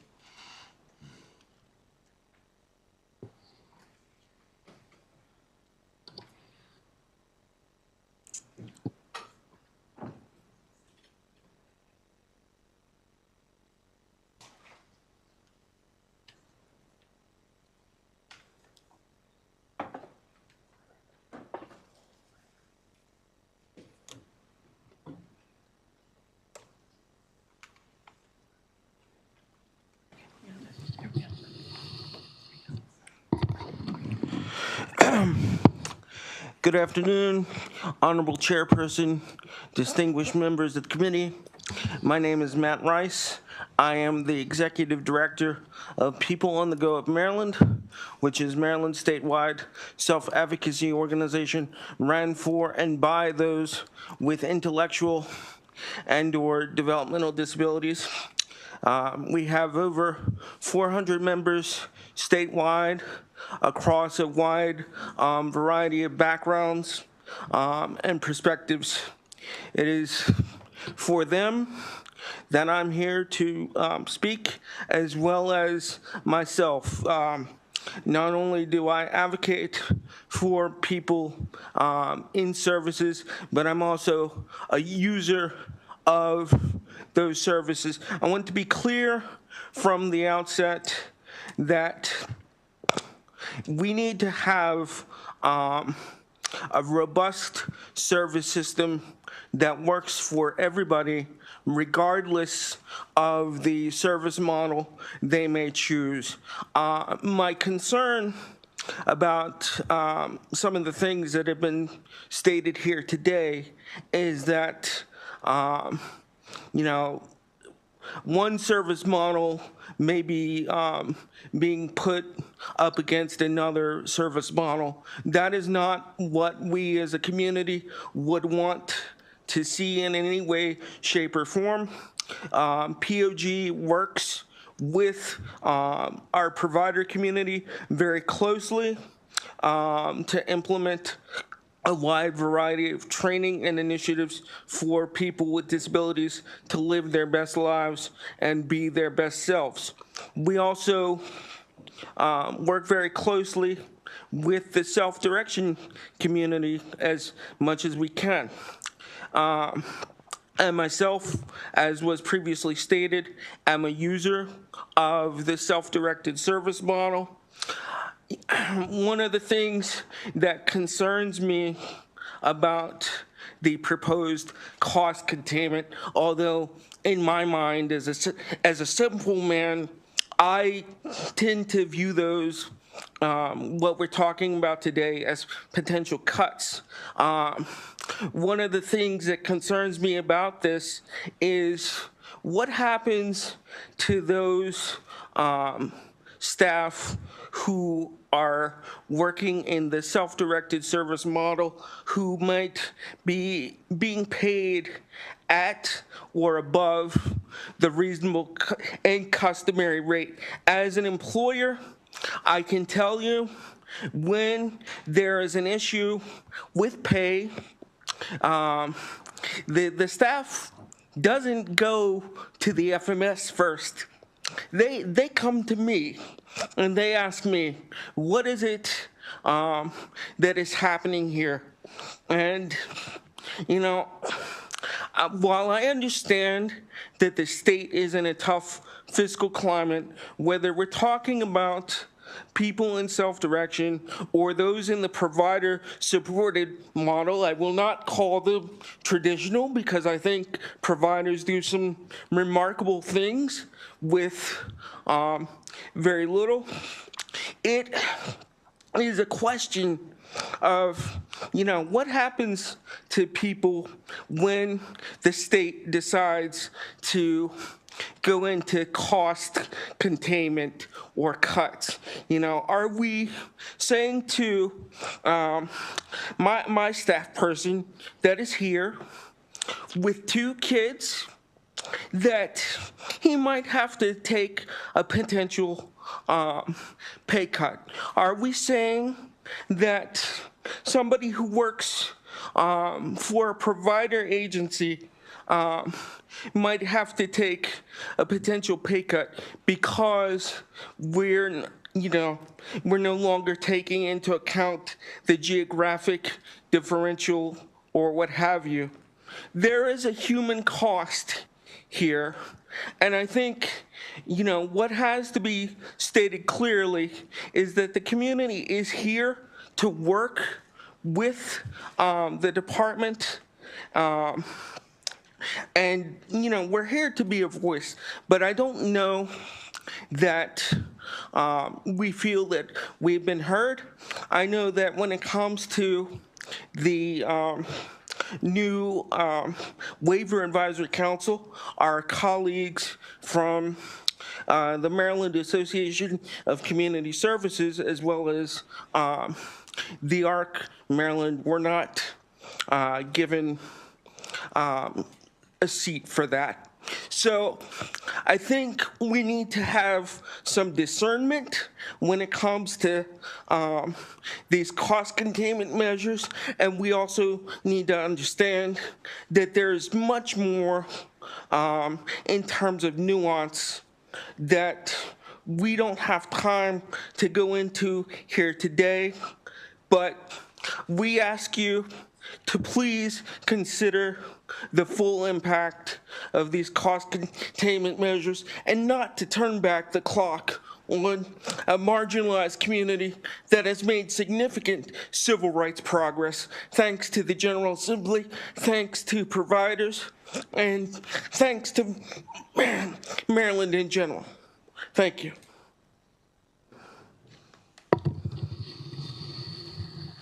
Good afternoon, Chairman Gazzoni and members of the committee. My name is Andy Culp, and I'm the Executive Director of the ARC Maryland. And the ARC organizations throughout the state support more than 6,000 Marylanders with intellectual and developmental disabilities and their families. And we know the focus of this briefing is on the DDA deficit, but obviously now that the governor's budget's been released, we feel we can't really talk about the deficit without talking about the cuts that are proposed because they go hand in hand and one has led to the other. While the budget grows for DD, it grows to serve more people with less funding per person. So I want to talk about a couple of the cuts and the impact. First, the elimination of the geographic differential proposed. So in 2014, as you've pointed out, Chairman, upon an order from the Maryland General Assembly, the DDA launched a cost-driven, evidence-based rate-setting study for DDA, and that concluded around 2024, so about 10 years of solid work. Prior to this, there were 6 geographic differential regions in Maryland, okay, so from our legacy billing system. The DDA contracted with Hilltop Institute, CBiz Optimus, which is an actuarial firm, and also partnered with members of Maryland's Medicaid and DDA providers over the course of 19 meetings in 2 years to finalize this work, and that group is called the RREG. Through discussions and data review, it was determined there would only be 2 regions known as the geographic region and the rest of the state. So Senator McCray, you pointed to this in one of your questions to the department, and it is true that in the 2023 DDA waiver application to CMS, DDA wrote, a geographic differentiated rate was proposed and adopted for rates in LTSS Maryland as a result of the DDA rate study conducted by JVGA. While the initial report that was released in November 2017 did not recommend a differential, it was later concluded after further analysis that a differential was warranted to account for cost pressures and economic factors impacting certain areas within the state of Maryland. So JVGA recommended and the DDA concurred using Bureau of Labor Statistics wages for the Washington, D.C. metropolitan statistical area to establish a geographic differential rate for waiver program services. And that's what CMS approved in our waiver. The geographic differential impacts providers in Montgomery, Prince George's, Charles, Calvert, and Frederick counties. Providers operating in these counties have built their foundations and budgets with the understanding that the differential would be there. So cut in funding to these counties without any changes in any service requirements and expectations would cause certain providers to have to make cuts to the wages and benefits of DSPs and cut or diminish services to Marylanders with disabilities.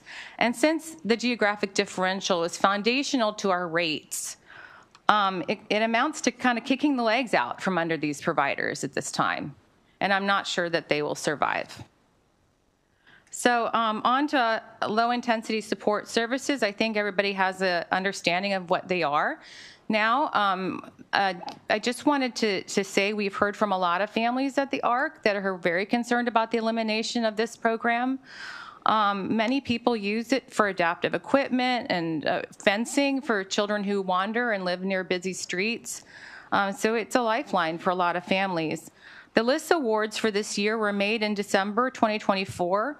And individuals and families that were selected were notified of their DDA committed funds, and over 70% have already used their LISS allocations, while others have entered into contracts with Maryland vendors, largely, for home barrier removal and things like that. So they've already made financial commitments based on the commitments they received from DDA for this year's allocation. And to speak to a question that came up, I think, Senator McCray, this might have been your question too. In Health General 7-717, subsection F, it does say that this could be suspended if the General Assembly determines there's not funding for the year. So you don't need to impact the statute.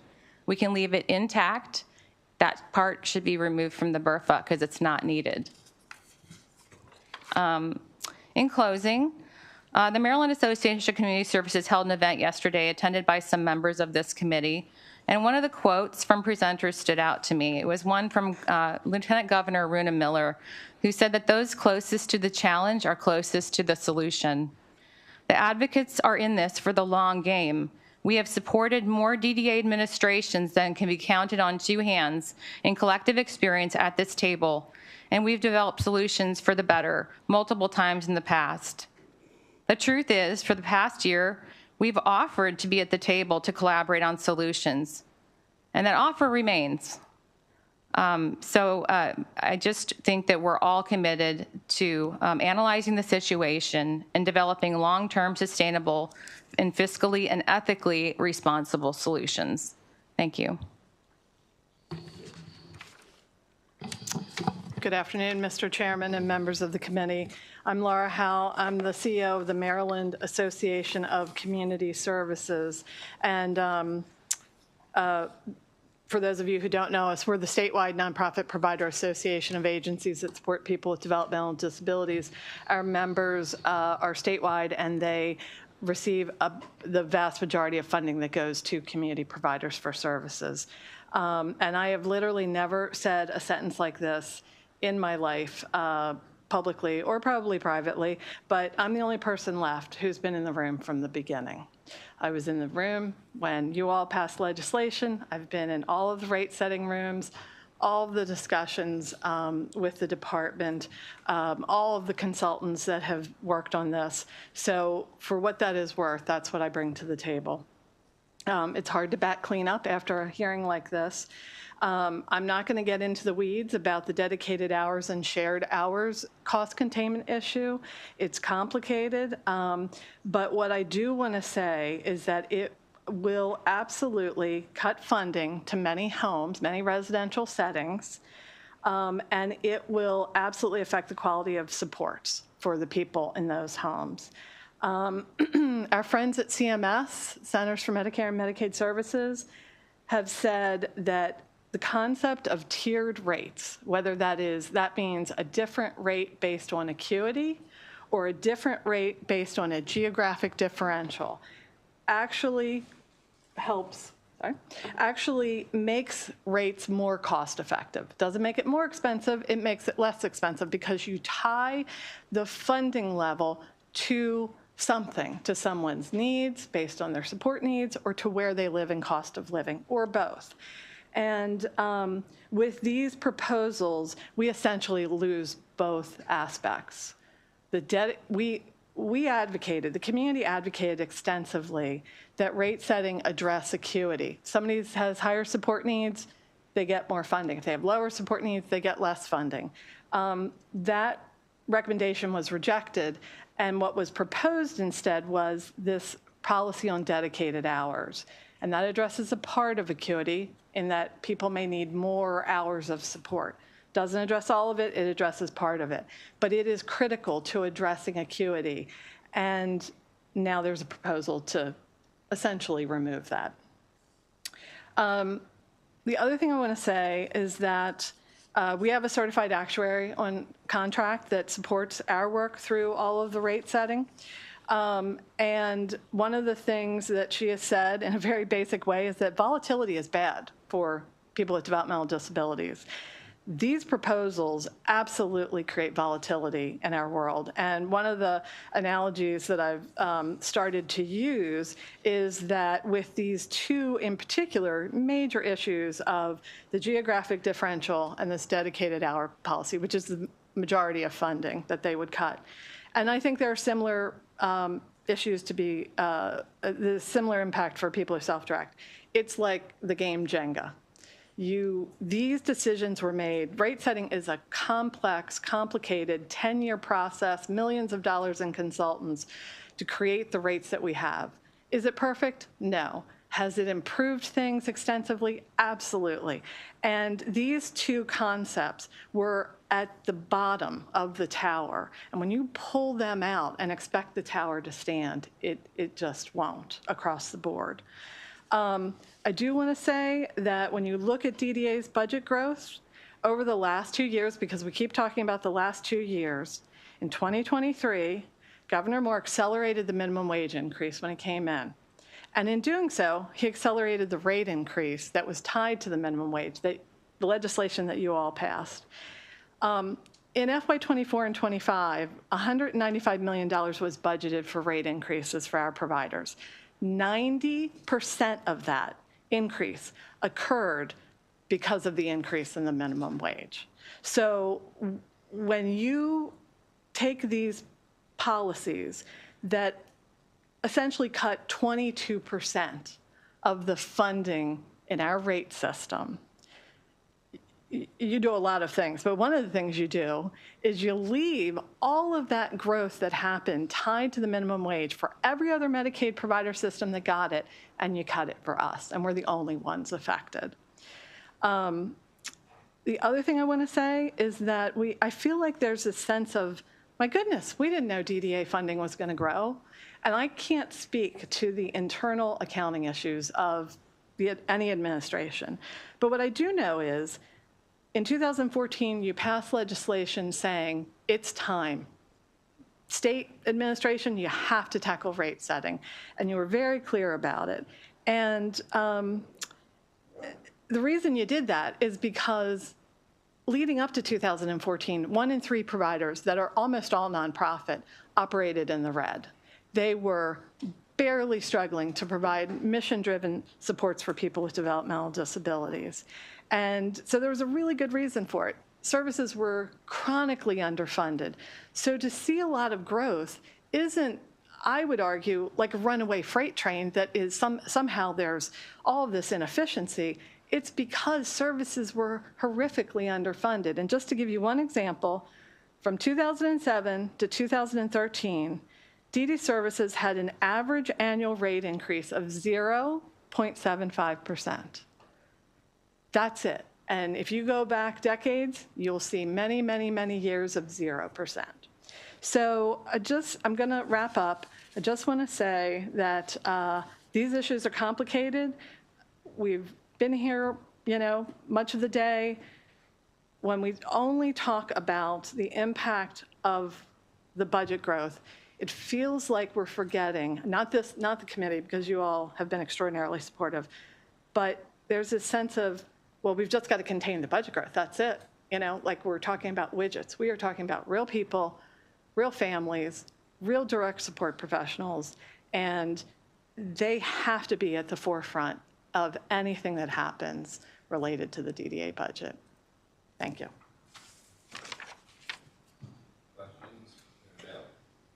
Thank you, Mr. Chair. I want you to know that, sir, you are important to us. We greatly appreciate you and your time. We appreciate everything, ma'am, that you and the ARC stand for. But my question is, please explain to me why that you both stated that you feel that you have had no seat at the table in these discussions. Well, I won't speak for Max and the ARC, but I will say that from a disability standpoint, I think it's difficult to translate these issues in a way that people with disabilities and families can understand. I will say that when it comes to things like the rate advisory work group, people often find themselves lost. And I think if you were to talk to some folks from the self-directing community, because again, I'm here representing the entirety of the service system, they would probably say that they feel like, they're not really part of those discussions. I think it comes down to, can you really have meaningful dialogue in a meaningful way when you engage with the department at the RREG or at the Community Waiver Advisory Council or a 30-minute meeting. My answer to that, again, as a simple man, would be no. Thank you. Yeah. Do you want me to? Yes. So the ARC wasn't allowed to be part of the Medicaid Advisory Council. We are specifically excluded from applying, as was MAX, which was devastating because in other states where these groups are being formed, the ARC, as an advocacy organization and with a lot of historical knowledge, is usually at the table.